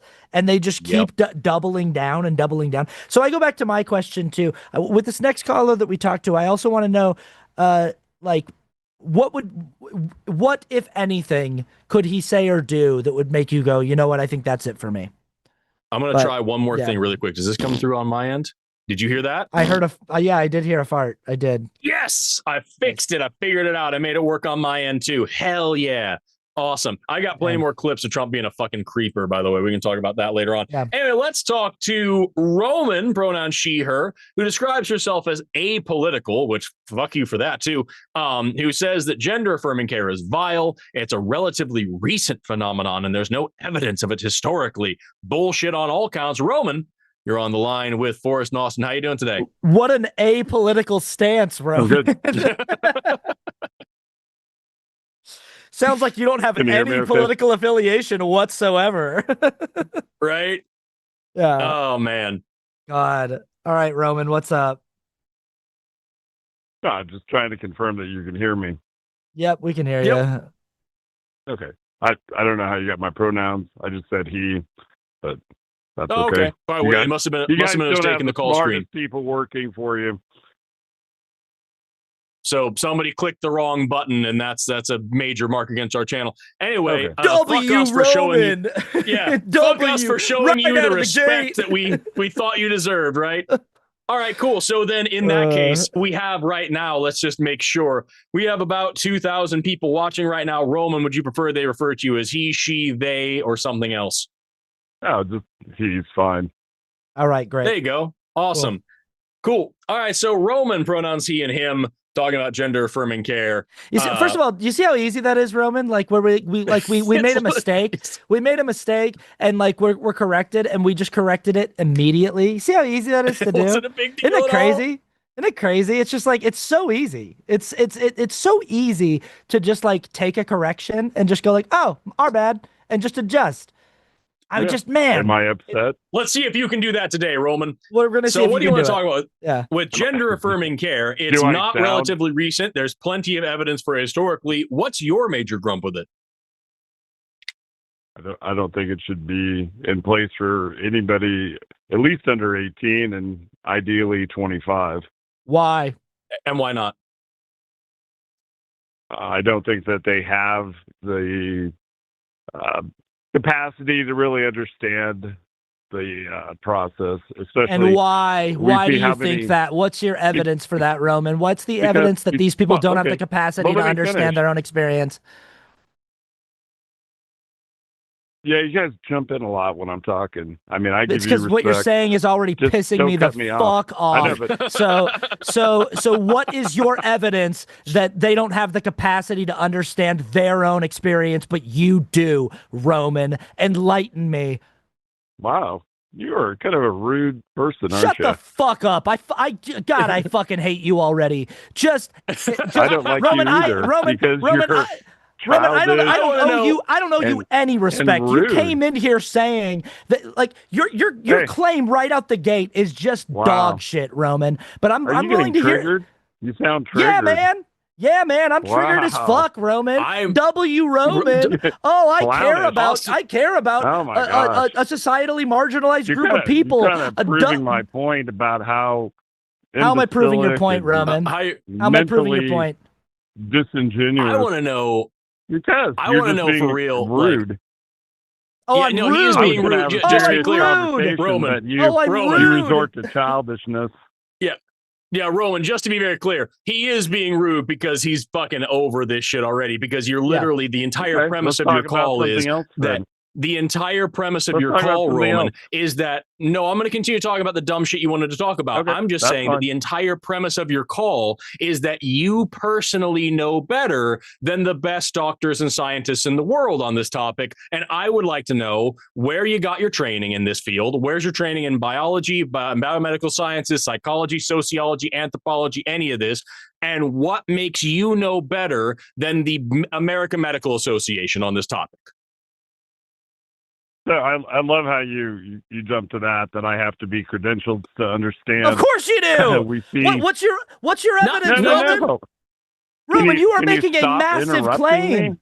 Roman, what if I said you you let me don't talk? actually think the things that you think? What if I said I don't believe that Roman actually I understands wholeheartedly his own believe- opinions? No, but I don't think you do. No, I don't think you know your own brain, Okay. Roman. Oh man. So there you go with the insults. It tells me clearly that you don't have a strong position. Roman, sorry, Roman. It's an insult for me to say that you don't know your own brain. That's an insult. What do you think? Thank you. You're say, so yes or no, Roman. immature. Yes or I can't Roman, believe Roman, they actually have Roman, you shut the fuck on up. the Roman, show shut the fuck up. Roman, shut the fuck up. Oh, So, okay, yes or no? whatever. Yes or no? Yes Dude, or no? Is it an insult? Is it an insult for me to say you don't know your own brain? Yes or no? I don't think you know your own brain. There you Roman, go. yes or no? Is it an insult to say you don't know your own brain? Yeah, I think you're insulting, and I think you're rude. Cool, Roman. Hey! Cool, thank you. That's what you called in with. You said that an entire population of people don't know their own brain, but you do. So you opened with an insult, and I am responding in kind, Roman. You opened with the insult, and I am responding by saying I find your ideology insulting and vile. Am I 18? No. Oh, okay. So once they're past 18 or 25, so it's okay to insult children. Oh, okay. You can insult children. That's okay. You just can't insult adults. Yeah. Okay. I do not think. Why do we have an age of consent? Because you do know that sexuality and gender are different things, right? Just so we're all on the same page? Yeah. Or is that another thing you want to conflate? That. Roman, we have an age of consent, so people like you won't rape kids. That's why we have an age of consent, Roman. There you go again. More insults. You support child rapists, right? You support Donald Trump, right? Or do you just want to hurl insults? Oh, no. He's Roman. He's you apolitical, don't insult. you know? That's what he's saying. Roman, you opened with an insult. We acknowledge this. You opened the call with an insult. I simply literally your entire position. That you literally don't agree your with entire position here. It's not that we don't agree with. Your entire position is that this thing that the best doctors and scientists around the world, this is every major medical association in this country, the World Health Organization also understands the difference between sex and gender and talks about it all the time. And so did Europe just ban trans?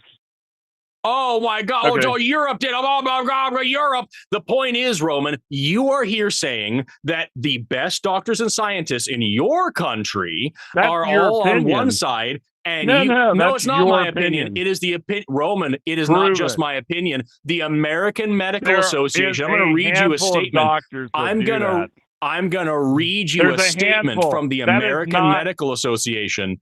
I'm going to read you a statement from the American Medical Association that says right here, Oh, yeah, I know. The governing body of medical care in this country, and they're so paid.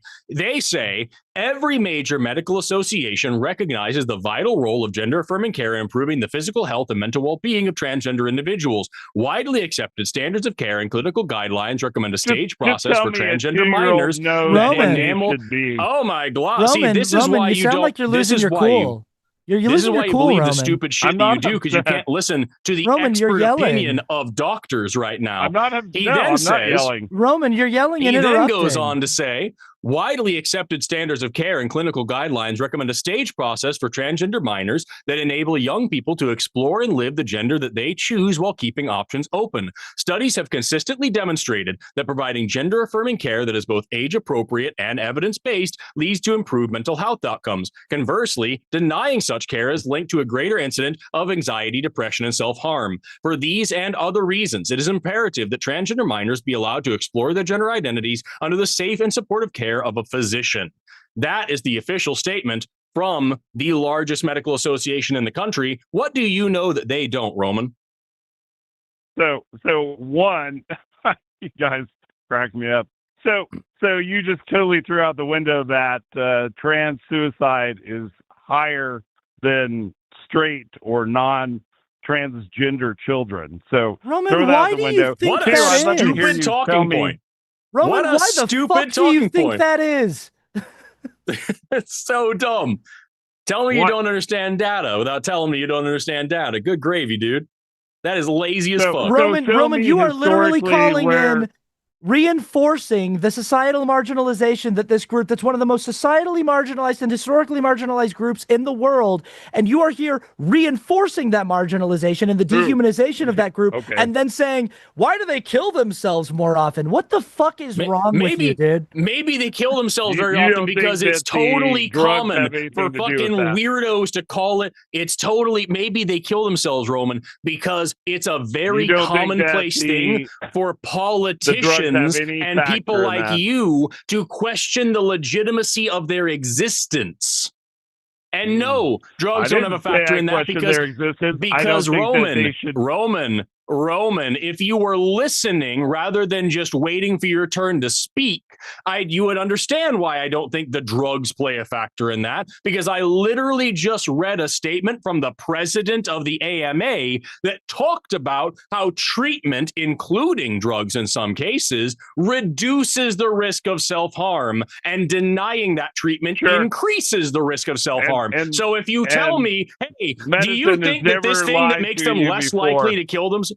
So you're telling me you remember that doctors he's saying the data's lying. Oh, the time that doctors used to recommend cigarettes and stuff. So Roman, again, I'm going to ask you, because every major medical association in your country all has Roman, I'm going to, and here again with the dumbass thing that you yourself said is insulting, right? That they should be a boy if they're born. You don't know what you're talking about, Roman, because what you just said is that medicine has lied before and they were wrong about things before. What changed our minds, Roman? What taught us that cigarettes aren't actually good for you? What did that? The evidence, and we're seeing more and more evidence coming out. Yes. So, Roman, what evidence do you have that we don't have in the biomedical sciences industry? What do you know that we don't? So you think that everything medicine or the AMA tells you is gospel? You can keep repeating the same straw man, but it doesn't change how dumb it is. I'm going to ask the question again. We learned new stuff about cigarettes. We learned new stuff. But okay, well, Roman, if you're gonna say that I can't convince you, then I don't see there's a point in talking, because I am convinced by evidence. That's literally my job. I have evidence for my position. If your position is I'm never gonna convince you, then I don't see why the fuck you wasted anybody's time pretending like you care about this stuff. You care about your own opinion. You care about the smell of your own farts. Because you don't care about any evidence. It's wrong that people think a 2-year-old should transition into the opposite sex. Literally nobody's saying that, you dumb fuck. You are making up straw men to be mad about. You're listening to Newsmax instead of scientists. I don't listen to Newsmax, but Roman, nice try. Oh, that's the thing you got out of Roman, that. What's your evidence, Roman? Idiot. Roman, what's your evidence that trans people don't know what's going on in their heads, but you do? What's your evidence that a child who's 4 or 5 or 6 should have gender-affirming surgery? Nobody's giving children of 4, 5, and 6 gender-affirming surgery. That's not. Who told you that, Roman? Who told you that? Where's the data, Roman? Who told you that 4, 5, and 6-year-olds are getting sex change operations? Who told you that? Was it not in Florida where they did? Who told you that, Roman? Surgery on a 6-year-old. Who told you that, Roman? Who told you that sex assignment surgeries are happening on 6-year-olds, Roman? Who told you that? Well, let's just see if we can't find it online. Oh, yeah, let's Google it. Let's Google it. Let's just see if we can't find it online. Where did you come up with your AMA statement? We'll all hold your breath. We'll all hold our breath. Go ahead, Roman. Tell me what source it is that tells you that 6-year-olds are getting their little dicks chopped off around Florida somewhere. What's happening, Roman? Let's see here. Find your article from the dailyeaglefuck.com. Yeah. Where is it, Joe Roman? Rogan said it. Matt Walsh said it. Where is it, Roman? Where is it? You're apolitical. You're a free thinker. Where is it? Here's a 12-year-old. Oh, a 12-year-old. Roman, you said 4, 5, and 6. I'm not interested in a 12-year-old. You said 4, 5, and 6. Tell me about the 4, 5, and 6-year-olds, man. I've seen that before. Where? You've seen it. Where did you see it, Roman? Give me a source. Oh, that's what I'm looking for right now. Oh, yeah, you keep digging for it, Roman. Call back in when you have it, dipshit. Fucking idiot. Jesus Fucking Christ. idiot. Call God. back in when you have your source, Roman. Well- We'd love to hear about it. It sounds like a blast. Well, I can actually called provide an it. example, by the way. Fucking I can actually Robert. provide an example of a baby. A baby. There were some really fucked up, unethical experiments back in the day. And I have examples of children that had gender reassignment surgery. You know what it did? It validated the argument that you can't force a child to have a different gender than they thought. You can't it's not a social contagion. There are some fucked up experiments that go against your talking points, dumb fuck. Also, along those lines, we do this to intersex babies all the time, where like we do surgeries to intersex babies to assign them genitalia that looks more like one gender or another if they have external genitalia that is ambiguous, and we do it in the name of preserving heteronormativity and the myth of the gender binary. It's not because we're trying to trans the kids, it's because we're trying to deny the existence of gender diversity. So everything about this stuff happening to kids happens in the name of upholding the bigoted worldview of people like Roman. And by the way, I called this on the phone call with Robert. Robert said, you can't keep treating people like they're stupid. Yes, I can if they keep calling in and being Roman. If they keep calling in and saying, oh, these trans kids don't know their own brains, and I go, but you do? And he goes, yeah. And I go, what's your evidence for that? And he goes, I don't know, I read it somewhere. Then I'm going to continue to call them dumb fucks because that's what they are. Okay? It's so crazy that he was so desperate to get in this and have this, because his whole thing was, this is vile. It's never happened before. First of all, we have evidence, just because I know Roman's still listening, very upset, and thinking that he won because we hung up on him, which proves that he's right.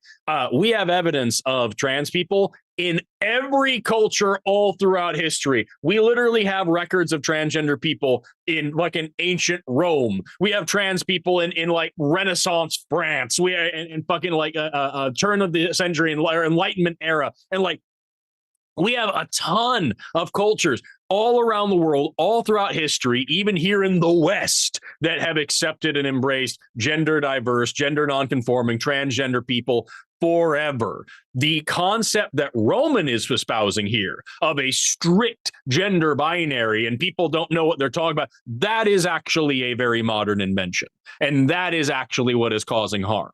Meanwhile, serious scientists, all the fucking biologists, psychologists, sociologists, anthropologists, biomedical scientists are all on the same page about this shit. And his bullshit argument of, well, science has been wrong before. Evidence changed our minds. If you have better evidence that we should change our minds now, you know what you do? You don't call into some fucking call-in show on the internet and say, no better than the American Medical Association. They're all shills. You publish it. You publish it and you change some fucking minds. If you had an idea, something that could change my mind, I'd love to hear it. But science has been wrong before, and that's literally, you dumb piece of shit, the thing that anti-vaxxers say. It's exactly what happens. When we talk about vaccines on these shows, fucking idiots like you call in and say, they used to say smoking was good, and now they're saying vaccines are good. So, Roman, are vaccines good? How do you know? Is chemotherapy good? How do you know? Why do you not trust doctors on this issue, but you do trust them when you or a loved one are seriously sick or injured? Why is it on this situation that you decide to not be as apolitical as you pretend? Because we all know apolitical just means fucking Republican in this country. Like, oh my glob, dude. What a fucking lazy thinker. I'm a free thinker. I'm apolitical.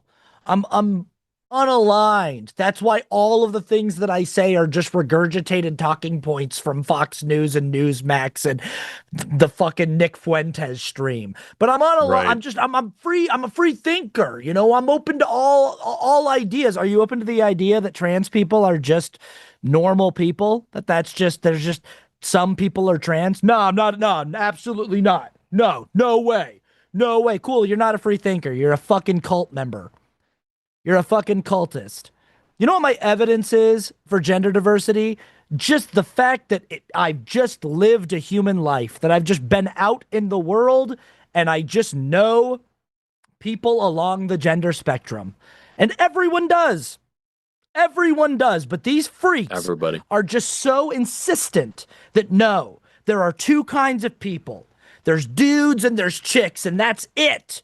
and everybody knows what a guy is and everybody knows what a gal is, and we all know that those are the two kinds of people. And it's like, no, they're like, you're just lying. You're just lying about what it is to go and be a human in the world. There's just so much more than two kinds of people. It's just, oh God, it's so stupid. It's so hard to like even try to pretend to respect when the position on its face is such an inherently disrespectful position. It's just such a like, you know, like right out of the gate, it's like, why do I need to pretend to be like nice to you so I can teach you something when from jump you're just being so insulting to an entire group of people who have done nothing to deserve this vitriol and this disrespect. It's such garbage, but we've got a lineup. We got a couple more calls. Oh yeah, we've got a really lineup. Quick. Are you hearing this?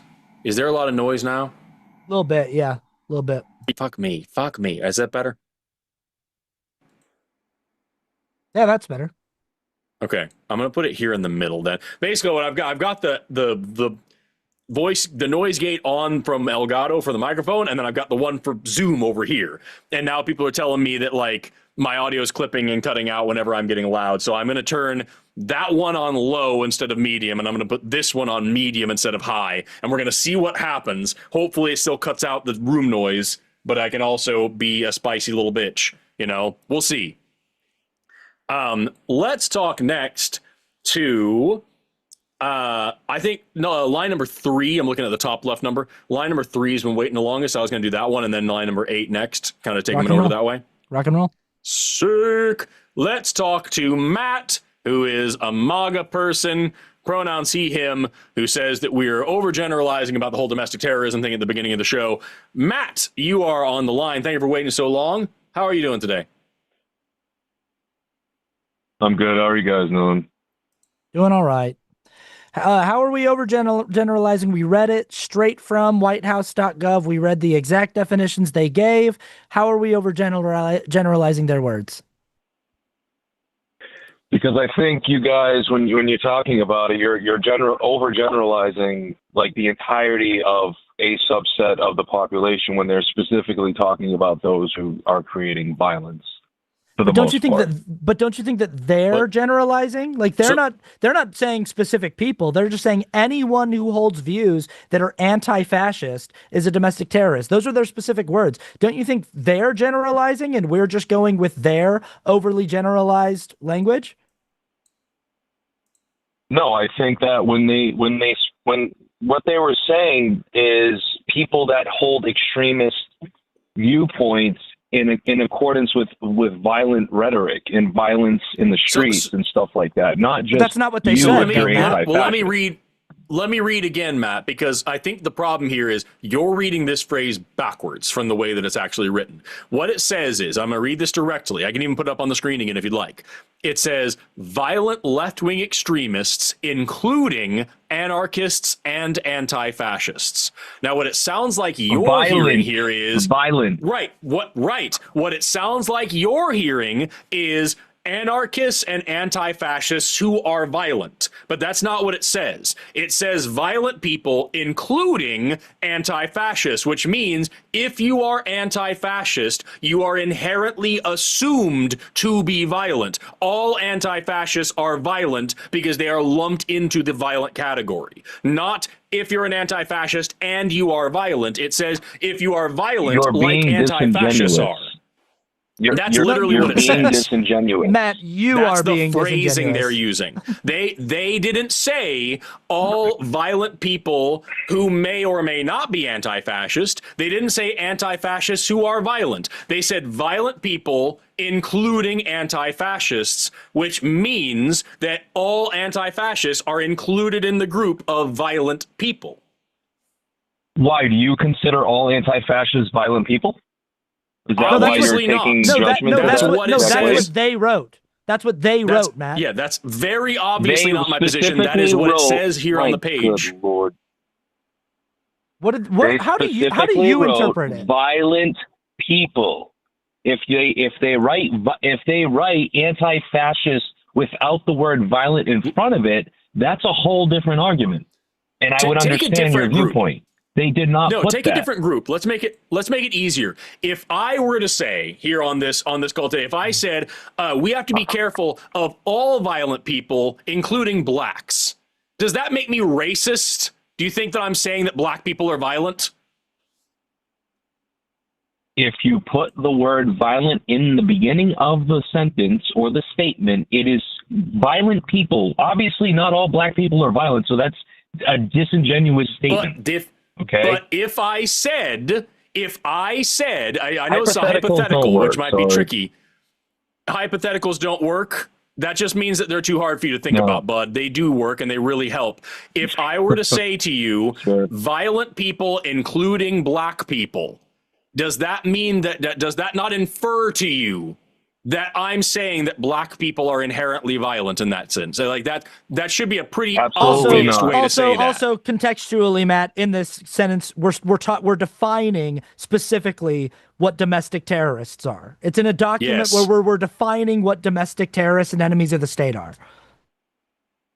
Like, that's the context of the document. Let's even take the word violent out of it and just say they just listed anarchists and anti-fascists in their document about counterterrorism. What is your interpretation of that? If not, anyone who is anti-fascist is a terroristic enemy of the state. How do you get any other definition? You're overgeneralizing and you're using hypotheticals in your argument. It's not. I'm not. The fact is what they. Matt, I'm telling you exactly what they wrote in a document about on WhiteHouse.gov. Their official counterterrorism statement is that the enemies of the state, domestic terrorists, are categorized as anti-fascist and anarchist. Those are their specific words. I'm not generalizing. These are the words. How do you But first of all, two questions, Matt. What interpretation of that sentence are you getting, and how is it not that being anti-fascist makes you a domestic terrorist and an enemy of the state? How are you not getting? The reason why, because you're in throughout the whole statement, every time they speak about anti-fascism or anti-fascist or whatever the case is, in the beginning of the sentence or the statement.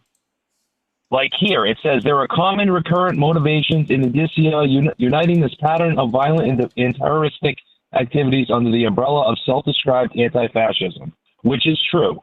These movements portray foundational American principles, support for law enforcement, blah, blah, blah, as fascists to justify and encourage acts of violent revolution.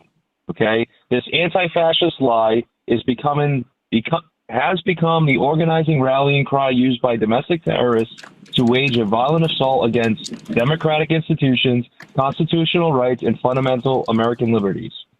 Okay? Matt, do you know what words mean? Are you listening to the words that you're reading? Every single sentence is just confirming our point. Every single sentence. Let me try to make it a little bit more clear. Do you understand that we have far-right, white supremacist, fascist domestic terrorists in this country? You agree with that, surely, right? Those people do exist. 100%, absolutely. Okay, yes. Great. So why didn't this document say that anybody who is against the fundamental ideals of this country are domestic terrorists? Why did it specifically say left-wing anti-fascists are the major domestic terrorist threat? Those are the violent ones we're talking about. Why didn't they mention the violent right-wing people or just say any violent political ideologue? Because this particular document spoke explicitly about Antifa. That's why. It didn't say Antifa until the next 2 pages later, though. But also, it didn't say Antifa until 2 pages later. Number one, it didn't say Antifa until 2 pages later. It said anti-fascist. And number two, who commits more violent crimes in this country? It's not left-wing extremists. It's right-wing extremists. So they excluded a less violent group and lumped in a whole bunch of people with it rather than identifying the actual violent terrorists or just saying any violent political extremist. Sorry. Why do you think that is, dude? Sorry, but also, where is your factual evidence? Matt, hold on. Sorry, Matt, hold on. Matt, hold on. Sorry. Also, the question was, he said, why are they only talking about anti-fascists on the left and not fascist extremists on the right? And your answer was because the document is only talking about anti-fascists.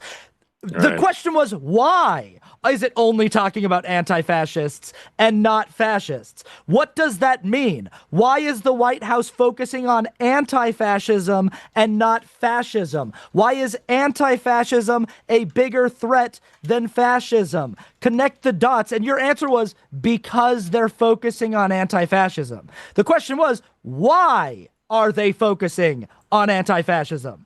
That's the question, Matt. Because connect the dots. Because clearly the amount of resources that are going to cities that have to deal with these very violent protesters or anti-fascist people, whoever you want to call them, that are causing violence is getting extreme.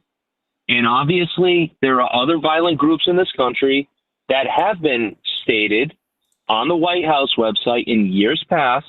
This particular document before this spoke administration generally about one group of, what's that?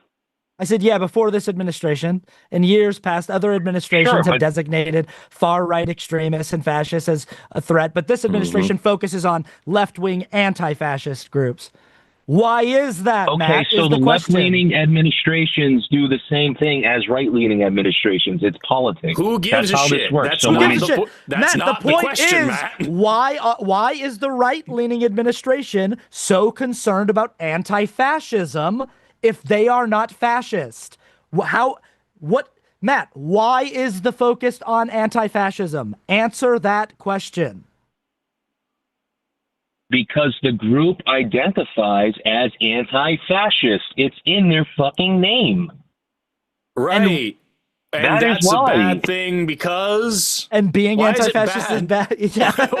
What's the problem with being anti-fascist? This particular group is very organized and causes violence in inner cities. They're very organized. That is who's the why.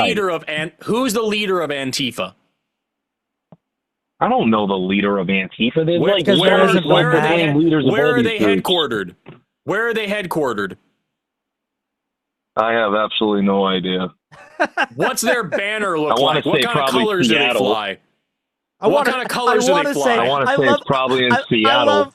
Dude, MAGA people do this all the time. I love it when they say, I want to say probably Seattle. Cool. That's just great answer, Matt. You just made something up. I want to say. Right, Portland, Oregon. There you go. I'm just gonna. Oh yeah, Portland. Totally. Matt, that's another liberal city, isn't it? Matt, do you know that Oregon is like one of the biggest hotbeds of white supremacist gangs like in America? Outside of Portland, Oregon has like some of the biggest, most organized gangs of skinheads in America, actually. But you're just like guessing. You're like, I want to guess that Antifa is headquartered in Portland, even though like that's not what I asked you. I didn't ask you, or Forrest didn't ask you, where do you guess Antifa is headquartered? He asked you, where are they headquartered? And you said, I don't know. He asked you. And the reason I asked you is just to let you know they aren't, because Antifa isn't an organization. It's just people who don't believe in fascism and want to fight against it. And we have right now a fascist president and a fascist administration who are very open about the fact that they don't give a shit about the Constitution and that they want a dictatorial rule. They are very open about this. And the way that they talk about immigrants is very Nazi. Fascism in this country, and everybody knows it. Come on, man. No, it's not. Matt, you have people who think dumb shit like that. Matt, people who think dumb shit like that are the biggest threat of fascism in this country. Because yes, you absolutely can. I guarantee That's you, subjective. Hitler didn't get up on stage and say, I want to be a fascist, y'all. And everyone went, okay, yeah, and then let him do it. Everything he did was legal. It was voted in. And then he got to do whatever the fuck he wanted to do. So, like, yeah, man, we can have fascism in this country. And surprise, a lot of America has already been fascist for a long time. Hitler literally got a lot of his ideas from us.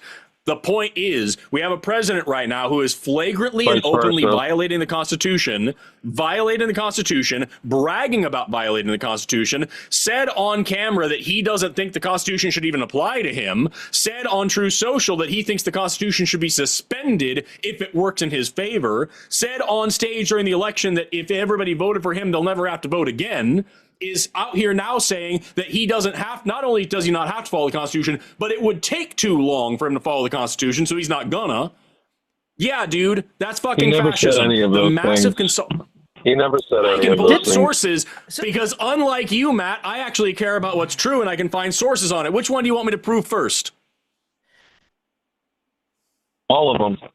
Since Cool. you mentioned them all. Oh, all of them first. Great, yeah. While I'll do Forrest that. While Forrest is pulling those up, Either. I'm gonna ask you again, Matt. I'm gonna ask you again. So at the beginning of this episode, the beginning of this conversation, when we first read that, the question was, how could you read an entire thing from whitehouse.gov that's talking about the terroristic threat of anti-fascism as anything other than the government being pro-fascism? And I said, what the apologists are going to call in with is they're going to say, well, they didn't explicitly say we are pro-fascism. They just said we are against anti-fascism. Matt, if they came out with like an edict that said we are against the violent threat of anti-racists in a country where the KKK still exists, in a country with white nationalist cells all over the country, in a country where the Proud Boys exist, if they came out and said we are against the dangerous threat of anti-racism, what would that mean?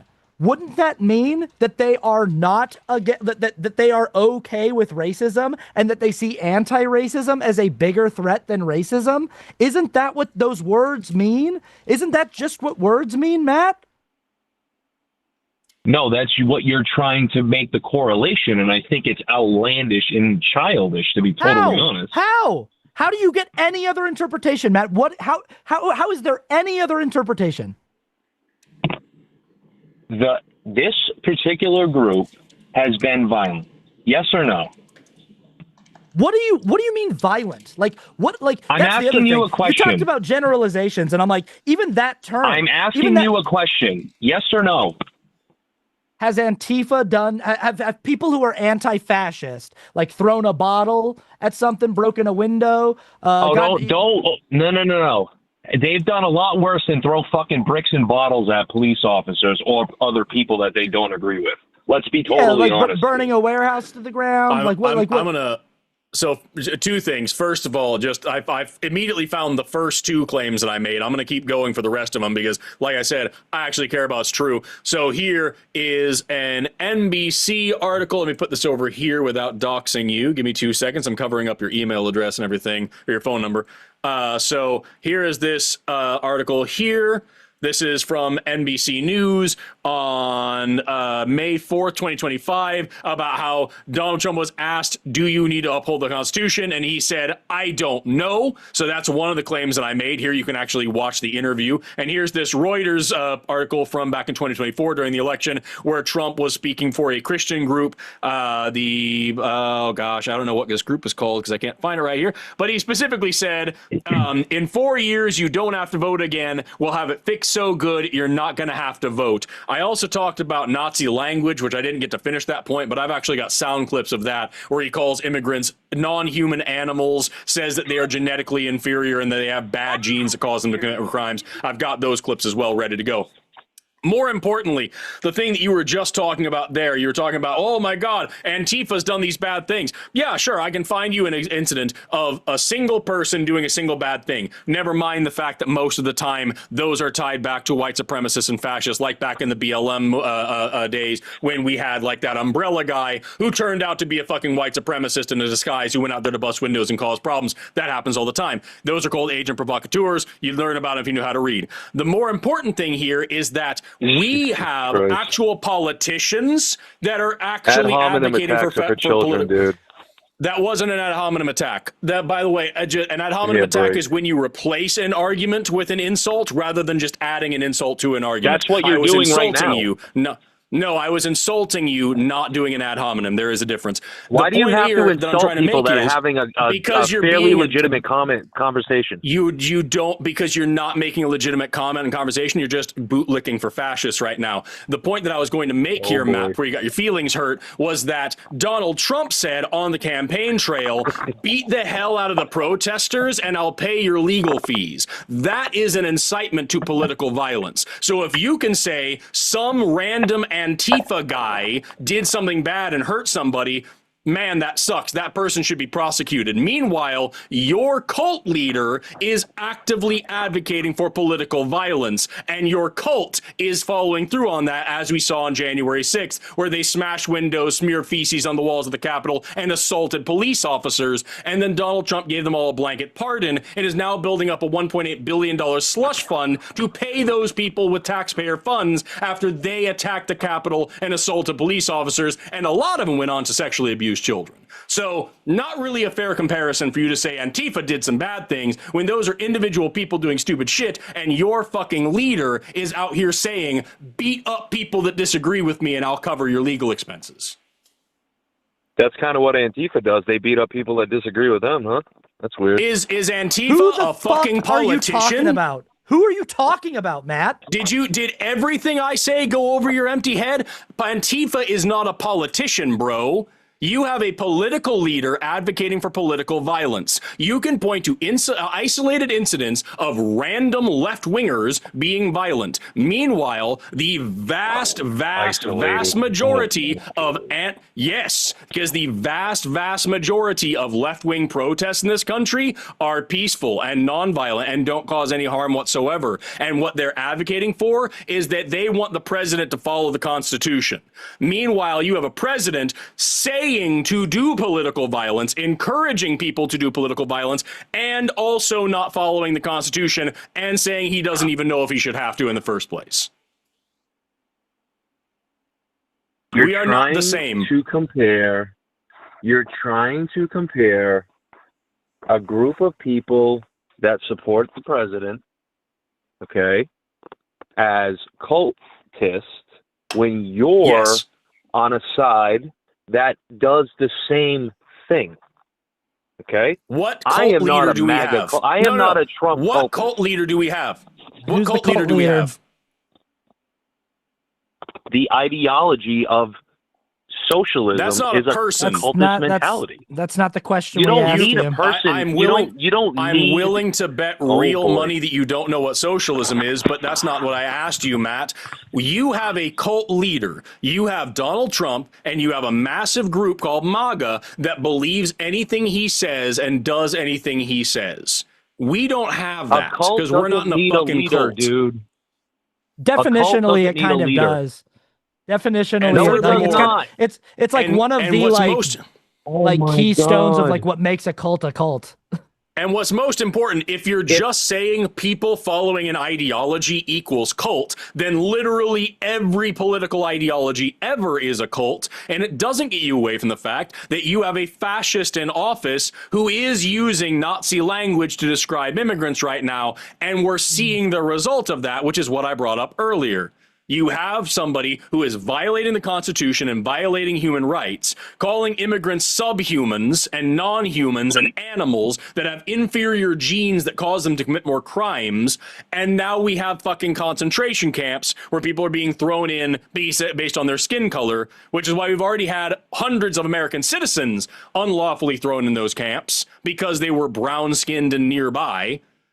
And we have a serious credible accusations from Amnesty International, the ACLU, internal whistleblowers, and unlawfully detained Americans, including military veterans, who are saying, talking about the inhumane conditions in these fucking camps.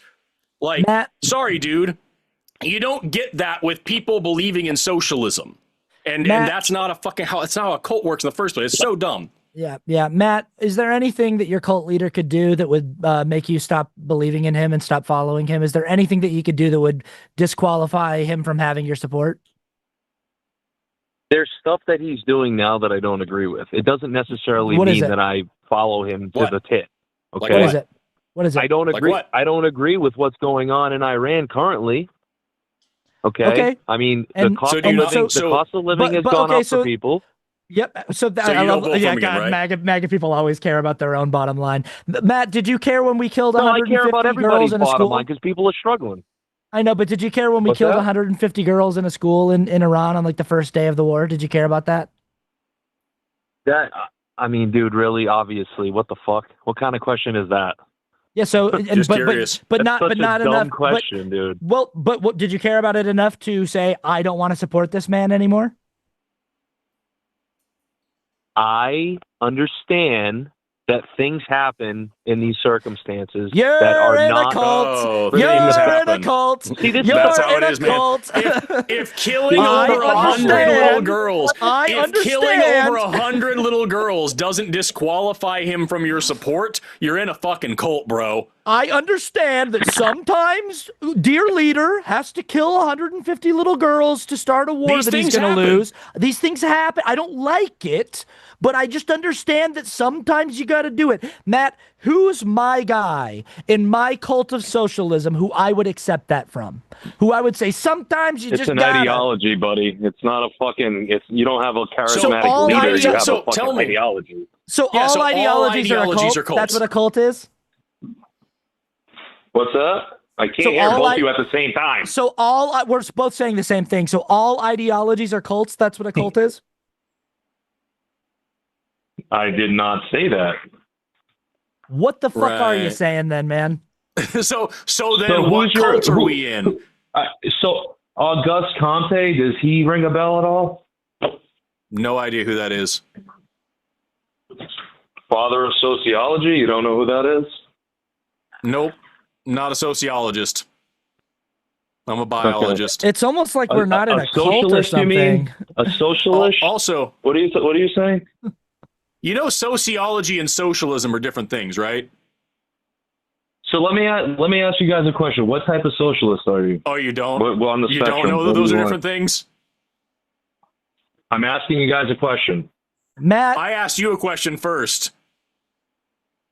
Obviously, sociology and socialism are two different things. What the fuck? I'm not stupid. Define them. Define them. Explain the difference. Define socialism and sociology? Yep. Yeah. Give me a one-sentence overview of both of them. Socialism is, let's see, a one-sentence overview. This is kind of be tough. I would say it's more economic and political. He's got to open up ChatGPT. He's checking his phone. I mean, do you want me to answer the fucking question, or are you guys going to keep on saying stupid shit? What's socialism, Matt? What's socialism? Come on. It's a community-owned political system that regulates means of production. He's reading it. There you go. It's a community. Dude, I'm fucking giving you an answer. I ain't reading shit. A community-owned what? Oh my god. A political system where the community owns and regulates the means of production and distribution over the other than private individuals. Okay, great. And so why is it necessary to bring up the father of sociology when discussing the cult of socialism? There are steps that lead to these ideologies, okay? Socialism Where does sociology come that in? big until the late 1800s. What's that? It was invented around that time, yeah. But also, when does sociology come in? What step is that? Also, I misspoke there, I think. It was a little bit earlier than that. Pardon me. It was in Karl Marx, 1850s, 1860s. Right. I should have said mid-1800s, but yes, the time that it was invented is when it got big, yes. The question that I'm asking you is, where does sociology factor in? Because when we asked you about our cult of socialism, you said, well, here's this guy that invented the scientific field of sociology. What does that have to do with anything? Connect those dots for me. Because sociology is the study of society and how societal things change over time and different types of institutions and cultures and all these things that blend and make it society. Right, okay? He had them both pulled up. Why are you fucking laughing? So the study of sociology gets us to a cult of socialism by what? Again, I am saying that sociology, the study and the understanding of culture and all these things lead to these other types of ideologies like socialism.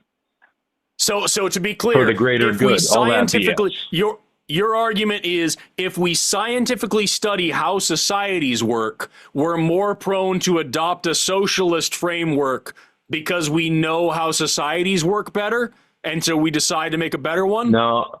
I agree with that. I think we might actually have found some common ground here. Yes, if you know how society works, you want a better society, and socialism is a better framework. There you go. We made some common ground with a MAGA person. Look at that. Isn't that nice?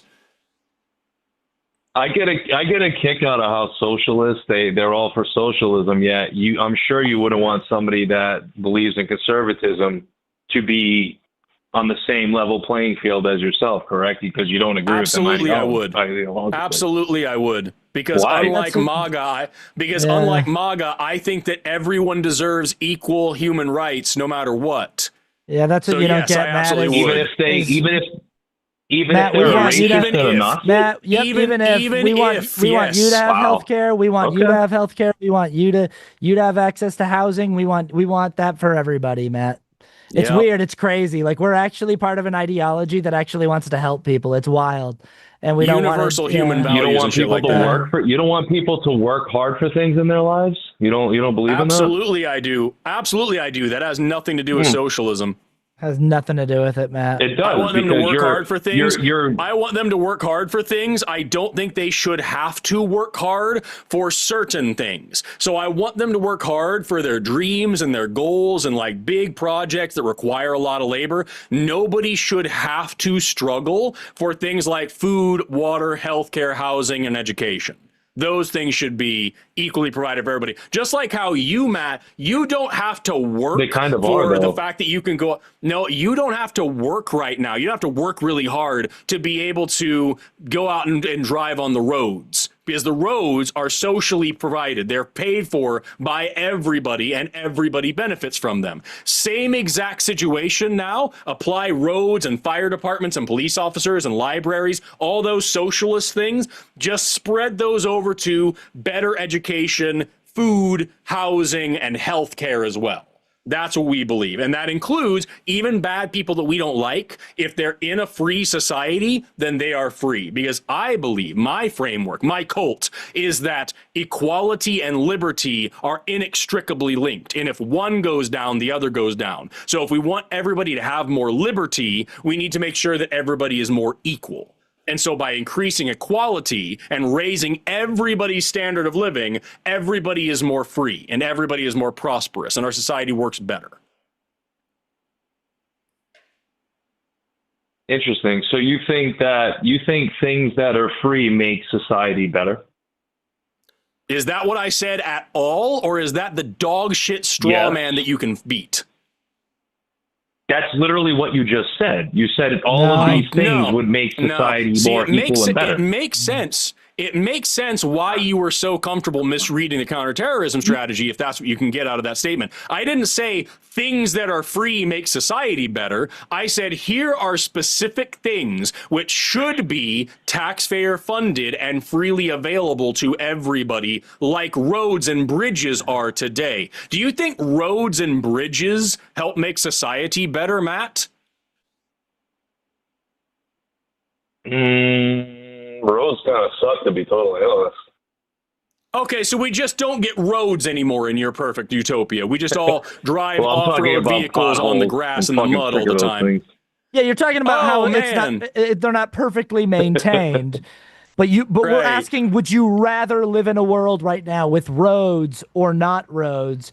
I mean, I personally, I'd rather live in a walkable city where there's, where we get past cars. But what we're talking about is the concept of, like, do you feel like you're going, oh, you think everything's better when stuff is free? Do you think you're better off living in the country with the worst healthcare of any developed nation and who pays the most in healthcare of any developed nation? Is that better for you to have healthcare that you can't afford and that also sucks? Is that better for you?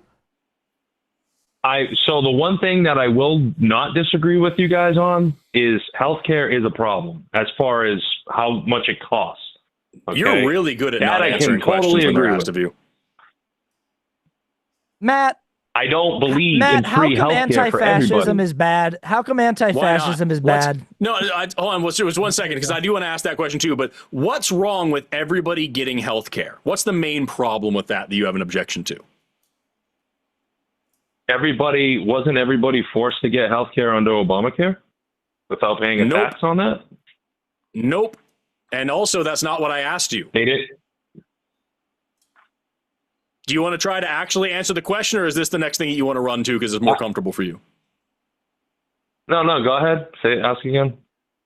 The question was, what is your primary objection with everybody having health care? What's wrong with the world when everybody has health care? Because people abuse the system. And there are those who gives a shit? Who will abuse the system if they're going to get free shit instead of working for it. I do. You know so your argument your argument is some people just deserve to die. They didn't work hard enough to get their cancer taken care of. Matt, you know who's abusing the system right now that you live under? All of the people that you simp the most for. The president of the United States, every billionaire in the country is abusing the hell out of the system at your expense. They are fucking you over, all of us over, for their own enrichment. Just gross, insane, absolutely mind-boggling amounts of money that these people are hoarding, fucking you over, abusing the system, and you don't care at all. But the thought of someone with less money than you, the thought of someone who struggles more than you do, getting something for free that you feel like they didn't work hard enough for disgusts you. You are a bad person because of that, Matt. That makes you a bad person, that you look at like these disgustingly wealthy people with yachts and you go, I'm totally cool with them abusing the system and taking advantage of the system and fucking me over and taking my money to build ballrooms and do whatever the fuck they want with. But when someone who's just like, I'm just trying to get treatment for my cancer, and you don't feel like they earned it. You don't feel like they worked hard enough. You feel like they're taking advantage of the system. That pisses you off more. Something's broken, buddy. Something in your heart gets me is broken. Again, you keep trying to get us with these weird, lame gotcha questions, but like, I just want to be very clear. Even if I take your argument, I have a problem with healthcare in this country being unaffordable. You're loud, which means you're right. I just want to be clear. Even if I take your argument in the way that you're trying to frame it here, I would rather a lot of people abuse the healthcare, so whatever the fuck that means, that people are going to get like extra casts on their leg that they don't need, whatever the fuck abusing healthcare means. That I would rather have that be the case than have the situation that it is now, where you can literally just be too poor to live in this country, where children die because we can't afford to send people to the doctor. I would rather somebody get free food that they don't deserve than have somebody starve to death. I would rather have somebody get free medicine that they don't need than have somebody go without medicine and die. I want a society where there is nobody who dies because they're too poor.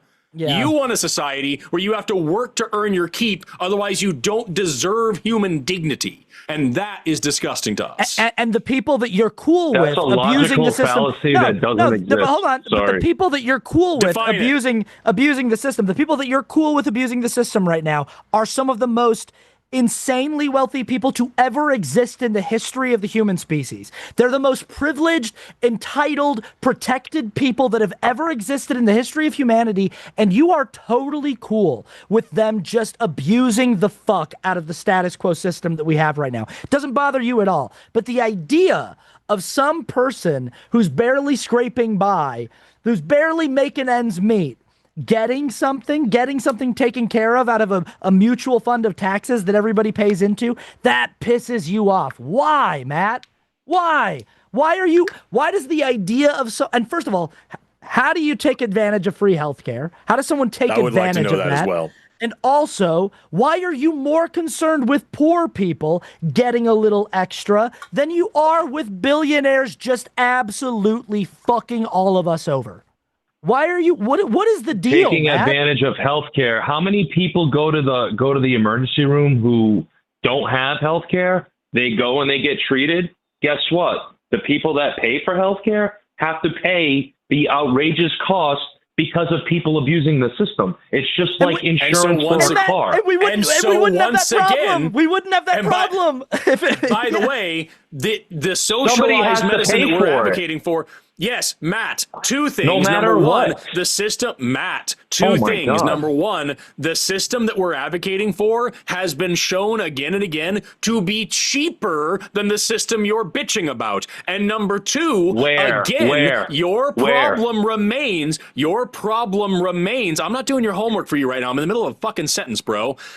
Again, the problem remains for you that somebody has to pay for it. Somebody, somehow or another, this poor child is going to get health care, and that means I have less money. Maybe if we want to take care of this, we can take some of the money away that we're using to bomb children on the other side of the world. Maybe we can take some of the money we're using to fund a genocide in Gaza, and we can put it instead to taking care of our own people. Maybe that would be a cool way to use this money. And that way, it doesn't raise your piddling taxes. Kids in this, hold on.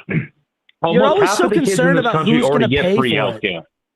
What are we even talking about? Cool, let's give it to all of them. Let's give it to all. Let's give it to all of them. And then everybody else too. Matt, man.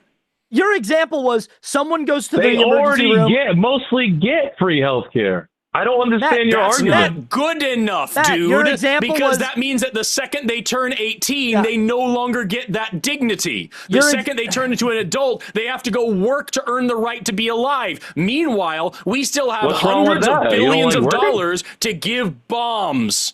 Hundreds of billions of dollars for tanks and bombs and warships and genocide. But we can't make sure that our people are fucking taken care of? What's wrong with you? Why are you cool with unlimited money for war? You always go, who's going to pay for it? Someone's got to pay for someone who goes to the emergency room. There is no unlimited money for war, dude. Come on. What do you think we do in this country, bro? What are you living in, Matt? What the fuck are you talking about? There is a budget. There is no unlimited money for war. Okay, You're overgeneralizing. Matt, let me rephrase the question. Why are you more okay with with paying for war than you are with paying for someone's health care? Why are you more okay with that? Did I say that? Yeah. That's the situation you're in right now. I didn't say that at all, actually. Also, Matt, the problem that you outlined, someone going to the emergency room, not being able to pay for it, someone's got to pay for it, that only exists in a private healthcare system. When the hospital is a private entity that is privately owned by a board of directors, they have a fiduciary responsibility to shareholders and to their board of directors to be financially solvent. So someone's got to pick up the bill. They have to pass that money on to someone else. But in a happens in a socialist. In a socialized healthcare system, it's already covered, Matt. It's already covered. It's covered by taxes. Somebody has to pay for it. It comes from the taxpayers, dude. Right. So no matter what, somebody's paying for it. And it's cheaper. And it's cheaper for everybody. Oh my God. Maybe if we taxed people effectively and fairly, that burden wouldn't be put on you. But as of right now, you're still sucking the taint of the guy that raised the taxes on the lower and middle classes so they give big tax breaks to billionaires. Jeff Bezos pays less money and you pay more money so that we can fund these poors that want to go see a doctor. What's wrong with you? If you want to, have the conversation, If you want to have the conversation, the nuanced conversation, that Congress themselves should pass laws that create a system where billionaires can't scapegoat loopholes for tax reasons, I totally agree with you with that. 100%. Oh, wow. But guess what? They all benefit on all sides. If only you had voted for somebody who supported such things. But instead you voted for the opposite. Hillary Clinton? You voted for Donald Trump, bro, who raised taxes for poor, lower and middle classes people and then lowered taxes for billionaires multiple times. How did he raise taxes for middle class people? Look at his fucking tax plan. Did you think that your taxes were unreasonably high and went up during the Biden administration? Did I think? No, your tax bracket is your tax bracket. Did your taxes go up during Biden's administration? No, because they were the same. It was the same tax plan that Trump passed in 2017. Yes, mine did during Biden. So I don't know why yours didn't, but yes, Trump's tax plan went throughout the entire Biden administration. And a lot of people will tell you about how their tax went up quite a bit. And now we have in this world, we're talking about healthcare right now. Who just increased everybody's healthcare premiums hundreds of percent? It's Trump, who just raised everybody's healthcare costs and grocery costs and gas costs and everything else. And meanwhile, lowered taxes for billionaires. Insurance companies are the ones who raise insurance rates and healthcare costs. Oh, if only we had some sort of socialized medicine. If only we had some sort of socialized medicine system that would get rid of insurance companies when the government does stupid things that allows them to raise their rates, and then they do. Matt, you're so close to getting it. Like, every single point you make is an argument for socialized healthcare. Like, and you just don't, like, you're like, well, it's the insurance company. Right. The private healthcare system is what's fucking you over. That's why healthcare sucks. My point is somebody has to pay for it, irregardless how you feel about it, whether it's people like myself. Matt, we know that's what socialized healthcare is. It's not free. We pay for it with taxes. That's how it works. Socialized healthcare in other countries are subsidized by Americans. What are you talking about? Matt, Americans we pay subsidize for healthcare these socialist programs in Canada, in Switzerland, in Norway, all these fucking countries that are great socialist utopias.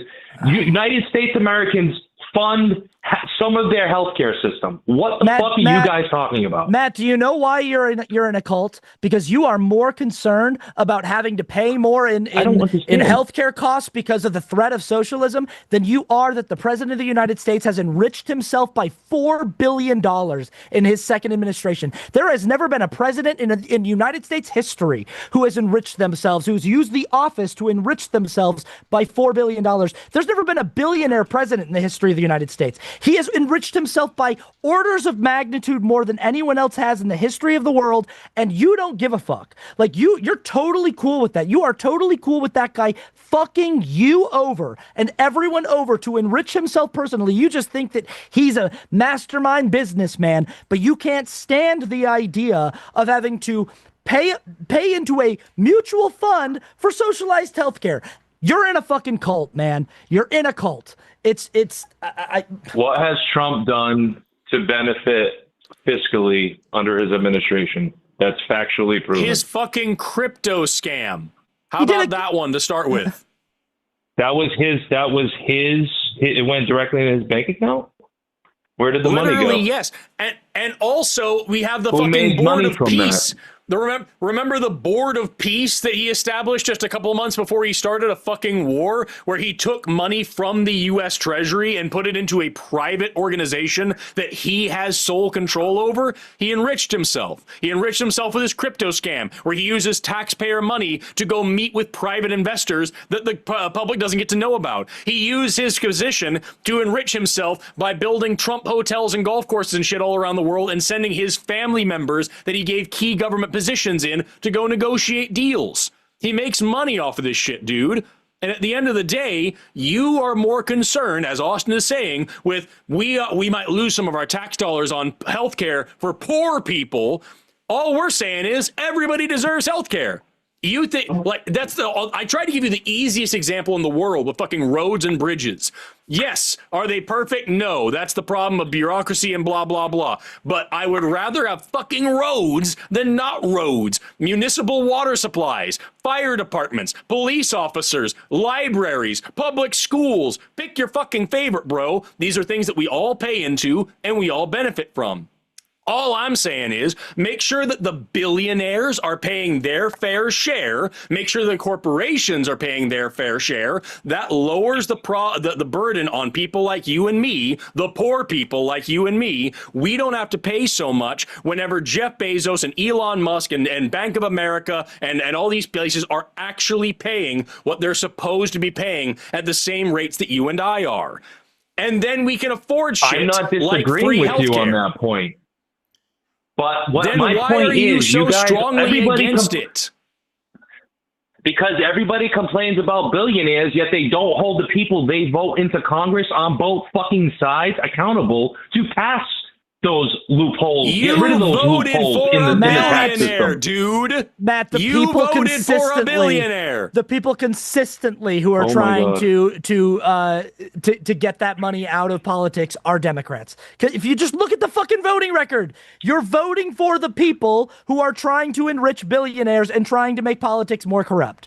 And it's not to say that Billionaires fund Democrat politicians. I know. I was What just are about you to what say are you that. talking I was about? literally just about to say that, but you cut me off. I was about to say I'm not Okay. saying that Democrats don't have corporate donors. They do. But if you look at the fucking like the discrepancy between corporate money in politics on the right and corporate money in politics on the left, and the voting record when it comes to how politicians should be expected to behave as it pertains to the stock market and trading, how like the caps on what they can do when it comes to lobbyists and things like that. Across the board, Democrats are voting to try to keep that at a reasonable rate, and Republicans are like, hey, just let's take the fucking lid off of it. We want as much money as we can get, and you keep voting for those people. Why? Case in point, Trump's 2017 tax cut, which was the largest corporate tax cut in U.S. history, versus Kamala Harris, who's openly supported on the campaign trail, increasing corporate tax rates in order to boost teacher salaries and proposing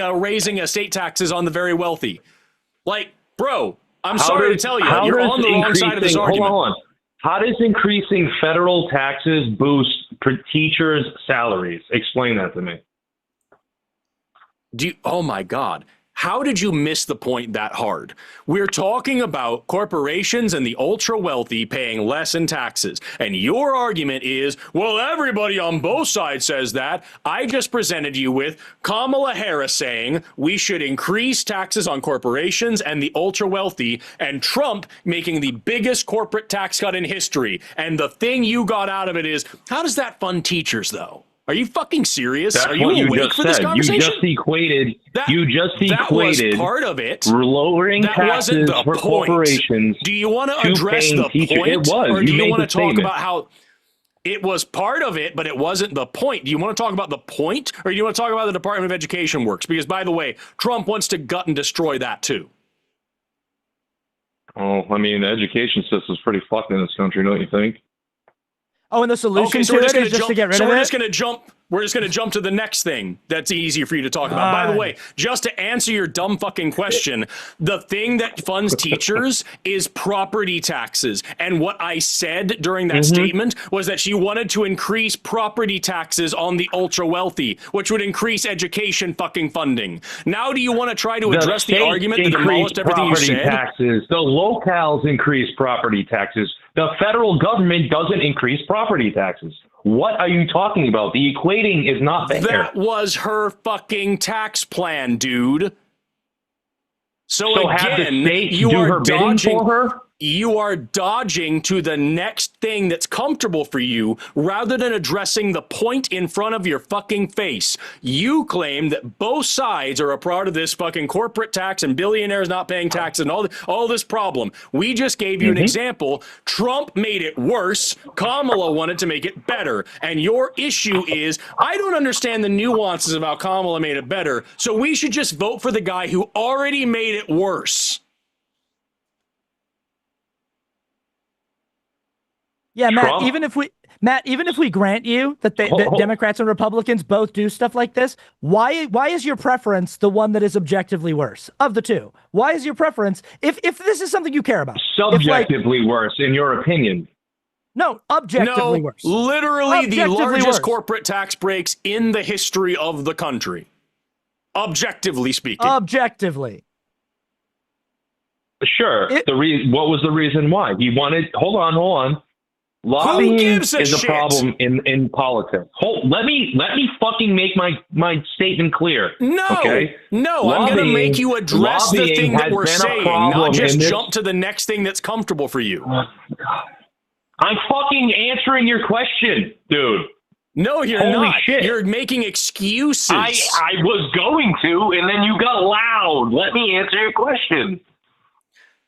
Explain to me dude. why because I guarantee you, if we had presented any Democrat ever that made it easier to become a billionaire, you'd be talking about how that's a proof that both sides are the same. But when your God King does it, now we need to talk about the nuances of lobbying, right?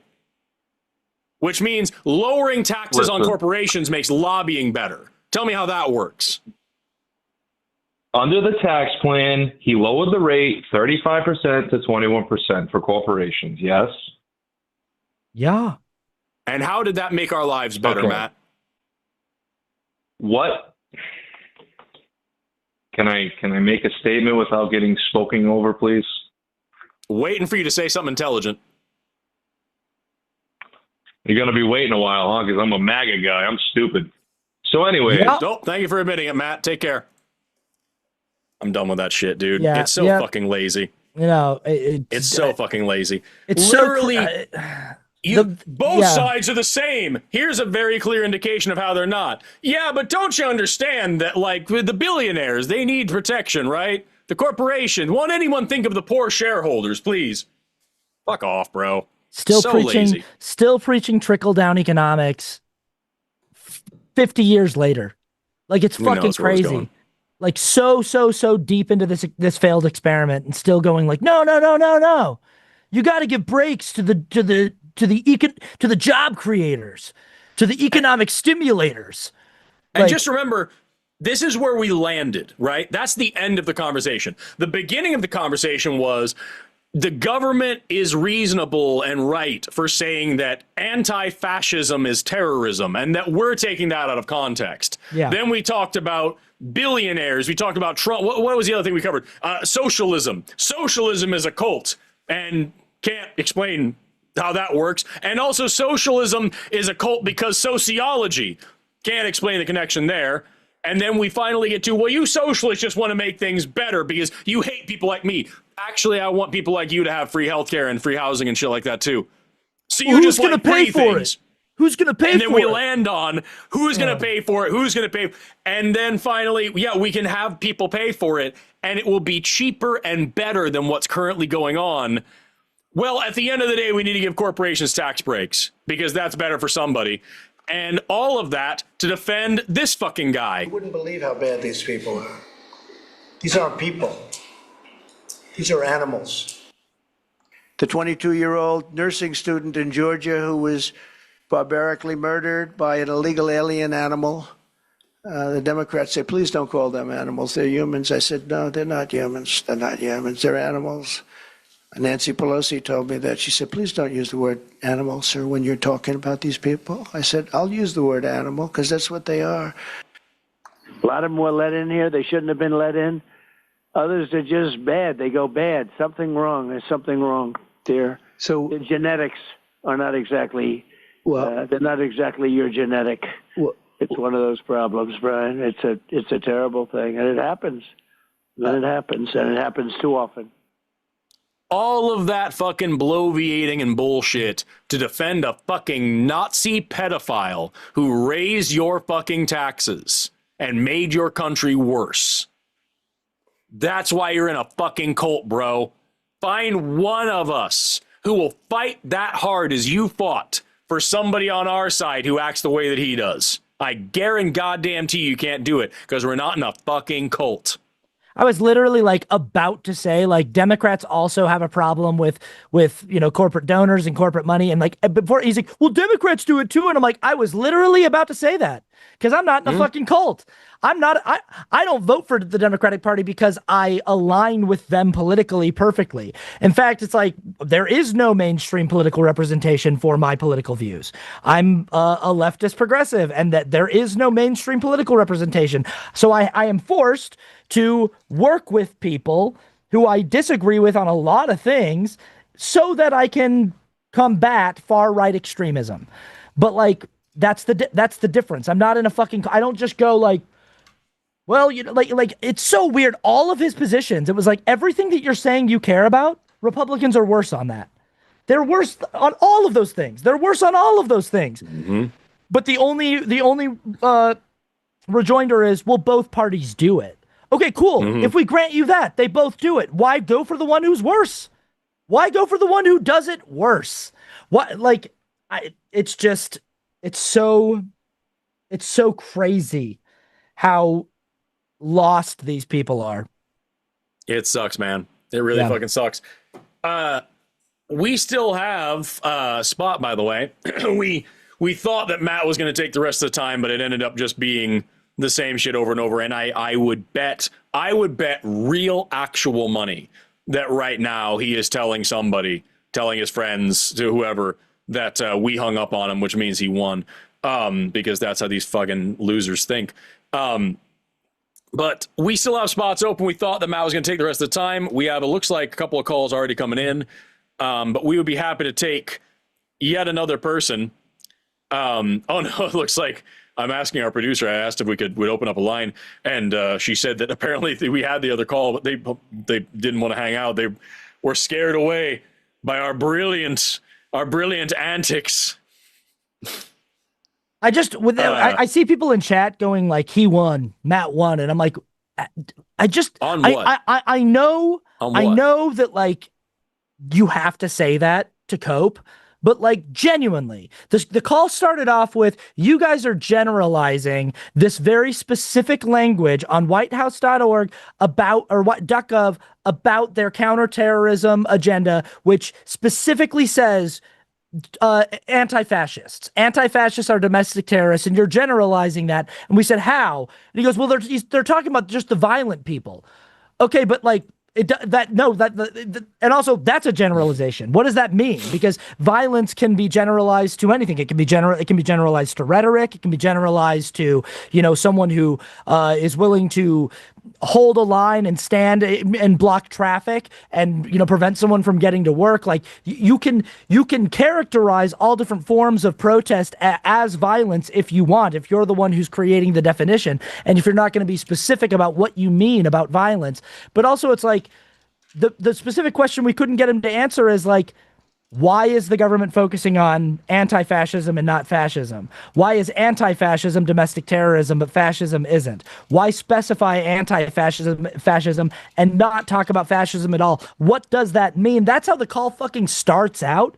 And he can't even get to a point of explaining how this is not clear evidence that the government is overtly fascist. And then we just spiral into, well, we can't have, you know, left-wing ideas involved because under our current healthcare system, people like me have to foot the bill when someone uses the emergency room when they can't afford it. Cool. We're proposing the solution to that problem. How do you watch that and go, he won? What do you fucking mean? I also just like it. What bothers me is earlier on during the call, if you remember, I listed off a bunch of shit that Trump said and did that sucked. And he said, that's all lies. Immediately proved two of the claims I did with one quick Google search. Didn't even get to do the rest of it because we jumped to the next thing that was comfortable. Every single time we gave Matt evidence against his claims, every single time we proved what we were talking about, we just jumped to the next talking point because that's how it works all the time. Anything that happens, if Trump did it, it must be good. And you go, I don't support the war in Iran. You know, I don't think that's very good. Well, what about when he blew up all those little girls? Shit happens, man. Great. So, like, you can not support a thing, but still vote for the pedophile doing it, right? Still support him. But they both do it.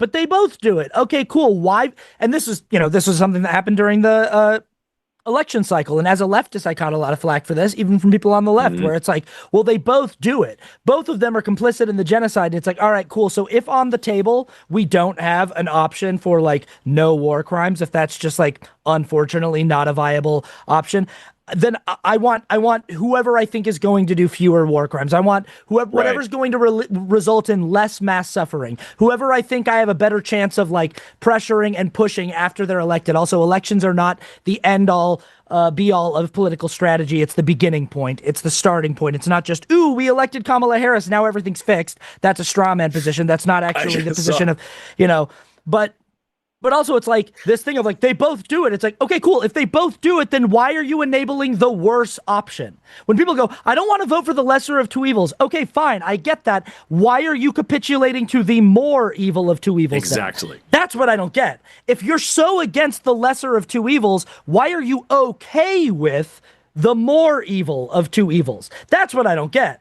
Is it's just like I get being frustrated with like, how come I can't just have a non-evil option? I totally get that. What I don't get is I'm so frustrated with this binary dilemma that I want to cede power intentionally to the more evil option to teach the less evil option a lesson. That's what I don't get. Like, what the fuck are you talking about? It doesn't make any sense to me when people go, they both do it. I'm like, no one's arguing that they don't both do it. We're arguing who's the significantly statistically safer option of the two in this situation where we both acknowledge that they both do it. If we both acknowledge that there's a problem with greed, that there's a problem with donors, that there's a problem with lobbyists, that there's a problem with insider trading in the stock market. If we both agree that that we've got problems across the political spectrum in America with both establishment parties, which one do you actually have a shot at like addressing the problem with? Who's worse? And I don't get people who are like, well, because it's a problem on both sides, we might as well let the way, way, way, way, way worse version of the problem have all the power. How is that the fucking solution? I just don't get it. What gets me about it is that apparently I was laughing while you were speaking because I just looked over and Matt's now crashing out in chat and said that us calling Trump pedophile is also subjective. I think that's the fundamental. I think he doesn't know what the word subjective means. Because no, the man sexualized children on camera, including his own.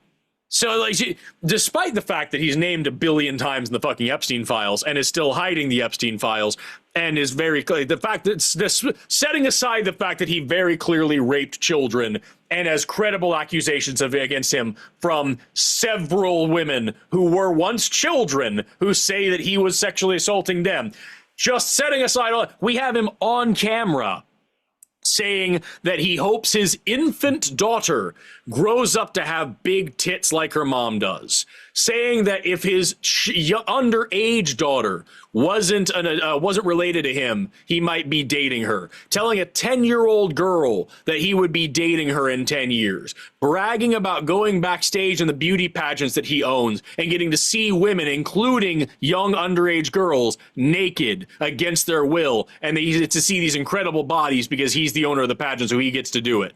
Like, sorry, bro. The man has made overt sexual comments about children, including his own children, and bragged about perving on children the same way that he bragged about sexually assaulting women by grabbing them by the pussy because he just gets to do that because he's a star. And then he went on Howard Stern and said that it's okay to call his daughter a piece of ass because she is one. Sorry that's the dude you get to defend. Fucking cultist. Let's talk to, do you want to talk to line 18? Yeah, sure. Okay, I'm going to let you start because I know this is something that you want to yell about. I want to go bust a hot waz while you start this call. All right, right on. We got Bukayo, he, him pronouns from Florida, wants to talk about the lesser of two evils shit. What's up, dude? Yeah, if you guys are open to actually like hearing criticism from your left, the way that you present the lesser of two evils argument is like, and this is actually pretty well researched too. It's kind of a psyop. It's why like W.E.B. Du Bois said that there isn't a lesser of two evils. It's just really one evil with two names. And further, I would push you on this, especially for you to consider, how are you going to, do you have more leverage over an elected official before they're elected or after they're elected? Yeah, I know this analogy. It's like you guys want to buy a car and then negotiate the price after you buy it. Yeah, the problem is like we needed a car. Like we're stranded in the desert. The actual analogy is like we're stranded in the desert and we need a car and someone's offering us like a piece of shit beater car for like a bad price, but it works. Like it can drive us sort of in the direction we need to go. And the other option is like a car that every single seat is cactus is made of like cactus needles and like the steering wheel is just fucking spikes, and when you drive it, it drives in reverse and shoots flames in your face, and you're like, I don't like either one of these cars, so we might as well just take the cactus one. And it's like, no, we might as well not. We need a fucking car, and we're not in the position to really negotiate. Like those are the two options we have. We're starving and dying in the desert, and we need a car to take us out of the desert. And we're not in a position to be like, well, if I don't get the car that I want, then I'm just going to pick no car. You don't get to pick no car. We're going to be in one of those cars. And if we have to be in one of those cars, I'm going to pick the one that at least has a shot at driving in the direction we want to head. Does that make sense? That's not really a good analogy. No, that's not really a good analogy. That's a better analogy than your analogy. What analogy did I put forward? The analogy that, like, do you think, well, so you were saying, do you have a better chance at negotiating with someone before they're elected or after they're elected? And it's the same analogy. The analogy that, yeah, it's the situation. The analogy people use is you want to buy a car and negotiate afterward. The problem is like, but that's not the analogy that I'm using. And right, so but you're the problem creating is, a straw man. But the problem is, right, putting me into an argument I'm not making. So the problem is, an election is not a negotiation once the two choices are put in front of you. Once the two candidates are picked, and you know it's going to be one of those two options, it's not a negotiation. Like it is a fight for. It absolutely still is a negotiation. It is if you don't give a fuck. It is if you don't give a fuck about marginalized people, and if you're totally cool with playing fast and loose with their safety. You are no longer in a position where no, stop. Don't use marginalized people as a shield when the people that are saying this are marginalized people. Again, W.E.B. Du Bois is a black man. MLK is a black man. Malcolm X is a black man. Right. Crenshaw, overwhelmingly black people vote for Democrats. Right. Overwhelmingly black people vote for Democrats. Overwhelmingly. Yeah, like 89%. 89%. Because it's about. Are you going to let me finish, or are you going to continue to lecture a black person about Black history? Go ahead. So again, before you continue, it's not that overwhelmingly black people vote for one person. It's the amount of black people that come out. And I'm also pointing out that the philosophical thought that talks about the lessers of two evils being ineffective comes from marginalized people. So then for you to immediately try to dissuade that, to push against that by saying you don't care about marginalized people, when it's the marginalized people making this argument in the first place, is kind of like, I don't know, white nonsense. So you're mischaracterizing my position. I'm not saying that like it's no big deal that you were forced into a situation where we have to vote for the lesser of two evils. I fucking hate that system. I wish that we had better options. I wish we had... Right, but like you're characterizing it as though that's what I'm saying, as though I'm saying like, it's not like this is just. I never once said that's what you're saying. Then what is your argument? What's the point of your argument?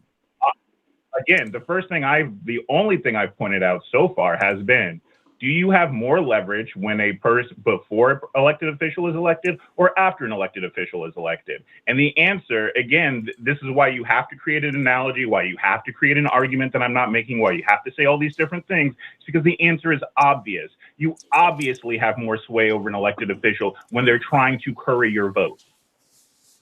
That's obvious.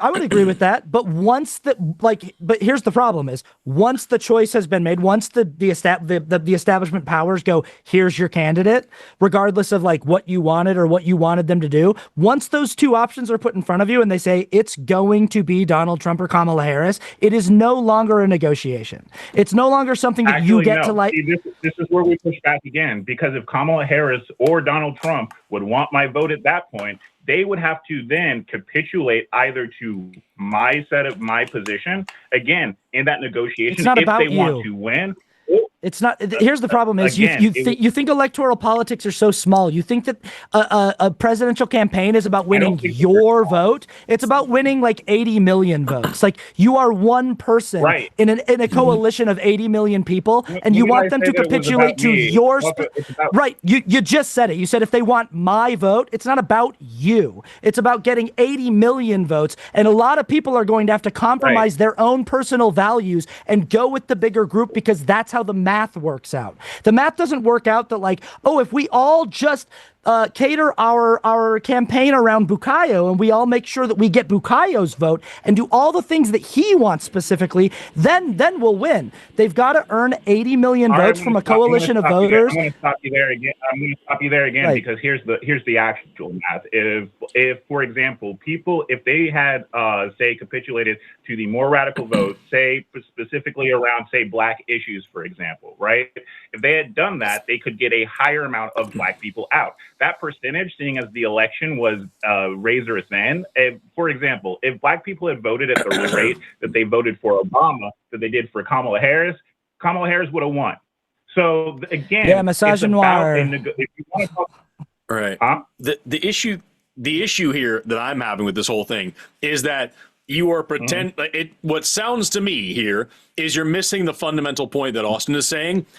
If I agree with everything leading up to the general election, right? I agree that you can say, hey, you need to do these things. You need to be addressing these issues. You need to be efficient. I don't want to vote for you if you don't do these things. But then reality happens, right? And this is all that we're trying to get across here. The reality is that then election day happens.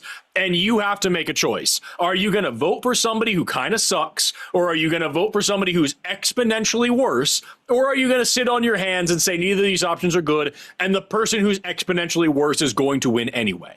Those are the real options. So yes, I agree with you to say we should be fighting them when they're early. And we should be trying to get them to do the right thing early, and we should be fighting them in the primaries, and we should say, hey, I don't want to vote for a person like this, and we should do all those things. I agree with all of that stuff. Where you lose me is when the election happens, when reality happens, you now need to figure out some way to make this work. Forrest, basically what you're saying is you won't get my vote except that you will. That's the point that's being made. Except you won't get my vote. I'll to say that I won't vote for you. I will threaten. Wait, Forrest, let me finish. I will threaten. You interrupted me 2 seconds ago. I will not vote for you. Okay, sure. Interrupt me. Do what you want to do. I love the victim playing. Okay, sure. Interrupt me when you just did it. You just did it. But when it happens to you, also, okay, sure, whatever. Interrupt me. God, I interrupted you, and I apologize. And you are currently mischaracterizing me. I didn't say you don't get my vote until you do. I'm saying you don't get my vote until I absolutely have no other choice but to give it to you. So if we're in the primaries, I don't want to vote for Kamala. I want somebody who's significantly farther left than Kamala. But when it comes down to the reality that it's either going to be Kamala or Trump, I need to put on my big boy pants and say, who's going to hurt more people? Trump's going to hurt more people across the board. More racial minorities, gender minorities, sexual minorities, people around the world are going to be hurt by Donald Trump. The worst case scenario with Kamala Harris is more of the status quo, which sucks and it's awful and I hate it and I want to change it. But I'd much rather that happen than have Donald Trump make things exponentially worse. So I'm going to fight Kamala tooth and nail. I have an easier time organizing under Kamala and protesting Kamala. But at the end of the day, when the reality of the situation is one of these two people is going to be the president, whether I like it or not, I'm going to have to make the adult decision to vote for the person I can puke while I'm doing it, but I'm going to vote for the person that doesn't make things exponentially worse for the marginalized groups that I'm trying to protect. Those marginalized groups can tell me all day long this person isn't good enough, and I can agree with them. But the reality is that one of them is going to be the president, and I don't want it to be Trump. So here we are. Okay, and what I'm pushing back on against what you're saying is what you're trying to say is simply that you are making the best of a bad situation. I understand that logic, but it's incredibly short-sighted, because what ends up happening is your vote becomes a signal that they can continue to do and move along these politics. They know that no matter what, they will not lose your vote. Therefore, they can continue to do things like, for example, and I'm not even a Bernie fan, but rig the primaries against Bernie, because they know that you will vote for them in the very end. And because of that, they will continue to push more rightward, which is exactly what we've been seeing since the 70s from the Democratic Party. The Democratic Party continues to push more rightward. In fact, let me finish. In fact, go for it. In fact, to the point being that the austerity politics that started under Clinton, to the fact that the largest wealth transfers happened under Obama and Biden, which, by the way, with your last caller, which is exactly what I was saying, which is like you don't need to prop up Democrats to shoot at Republicans. Republicans are shit, and you can Nobody's shoot at saying them that. without having. Nobody's arguing for that. Who did you vote for in the last election, Bukayo? Neither of these candidates. All right, you elected Trump. And how did it work out for you? Did the Democrats start working harder to take your vote seriously and to work more, or did the autopsy report they just released not mention a single word about Palestine, not take accountability for anything, not even include a conclusion section, just said more of, we got to figure out a way to make these moderates like us? You didn't teach them a lesson. Not voting didn't do dick. All it did was guarantee that more people were hurt. We have ICE right now rounding people up based on their skin color because people didn't come out and show up for Kamala Harris so that she could at least be normal. Again, this is just a cycle. The U.S. rounds up immigrants and puts them in camps like every 20 years. Not saying if you're gonna pretend that if you're gonna pretend that it's anything even remotely close to what we're talking about, you're fucking dishonest. This is exactly what we were just. You refusing to vote back under Eisenhower? Are you kidding me? Yes, I do. Yes, I do. Yes, I do. But that is not what we're. Yes, I do. And I don't understand why you think that you can pull this shit out and just say, well, yeah, we did bad things then, as if it's anything close to the situation we're in right now. So dishonest, my God. If it is anything close to this last election. The reality of the situation is that you and I... We're not sidetracking. No, we're not sidetracking to where you're comfortable, dude. The reality of the situation is that either Trump or Kamala was going to be the president. There was zero situation, no possibility whatsoever that anybody else besides Trump or Kamala were going to be the president. It was not going to happen, period. You had a choice. Who do you want to be the president? Who will you allow to run this country? And you said, if I don't pull the lever, then I guess it doesn't matter how many people the trolley runs over. It's not on my conscience. And now we have Trump. And I'm pointing out that the reason why we have Trump is because we go through these electoral. It's because of you. It's because of you. If we had elected Kamala, we could have had a good shot, or at least a shot at all, of fighting like hell and getting really good policies in to get ranked choice voting and whatever the fuck else could reform the elections. Instead, you allowed the person who got on stage and said, if you elect me, you'll never have to vote again. You do the thing every election that you use the Republicans as the boogeyman, when the reality is that since the 60s, we have not had anything happen significantly to help out marginalized groups. And that's just the fact. And you can continue. Yeah, do you know who's had the majority of power in the government? Vote for Democrats this time. If we vote for Democrats this time we'll get what we want. Sure. Bukayo, do you know who's had the majority of legislative power in the government for the majority of both yours and my life? It's the Republicans. Right. So what we've never done is showed up. What have they done? Right. You can't expect everything to change in a Right. So the problem is that you always expect everything to change in 4 years, and that's not how it works. Like it's never going to happen that way, especially when you're electing a party that you know is centrist. That centrist party is not going to deliver your far left socialist utopia in 4 years. Not only is it not feasible for them to do that just on a logistic level, but also like right. If you'd let me finish my argument, my point is it takes multiple election cycles. You need to win consistently for multiple election cycles. But the problem is that people like you, every time they don't get everything they wanted in 4 years, they go, see, it never works. See, we do but we've never actually done it. We've never actually done the long-term strategy. We've never actually starved far-right extremism of viability. It's also, we've never actually. So the thing that you're trying to interrupt you, right Austin, now is, but it's also it's so important to point out the fact. When I'm talking to you, I'm talking to you about a history of political thinkers who have all talked about this throughout history. It is not just me talking about one single election. Right. You don't need to talk to me about theory. It is 7:02. We were supposed to end the show 2 minutes ago. I'm supposed to be on another show 2 minutes ago. Here's the last question I have for you. All the things that you want to have happen, all the perfect shit where we actually make things, like noticeably, materially better for marginalized groups across this country, make this country more equitable, bring about the leftist utopia that we all want. That actually happening. Which president would it be easier to fight for those things with? Kamala or Trump? Neither.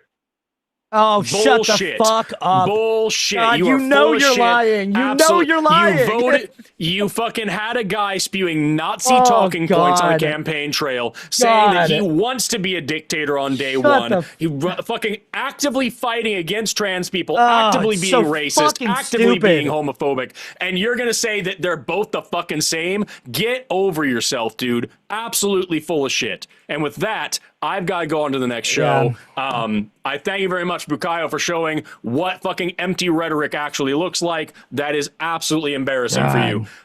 Austin, you're fucking awesome, man. I'm going to go away now.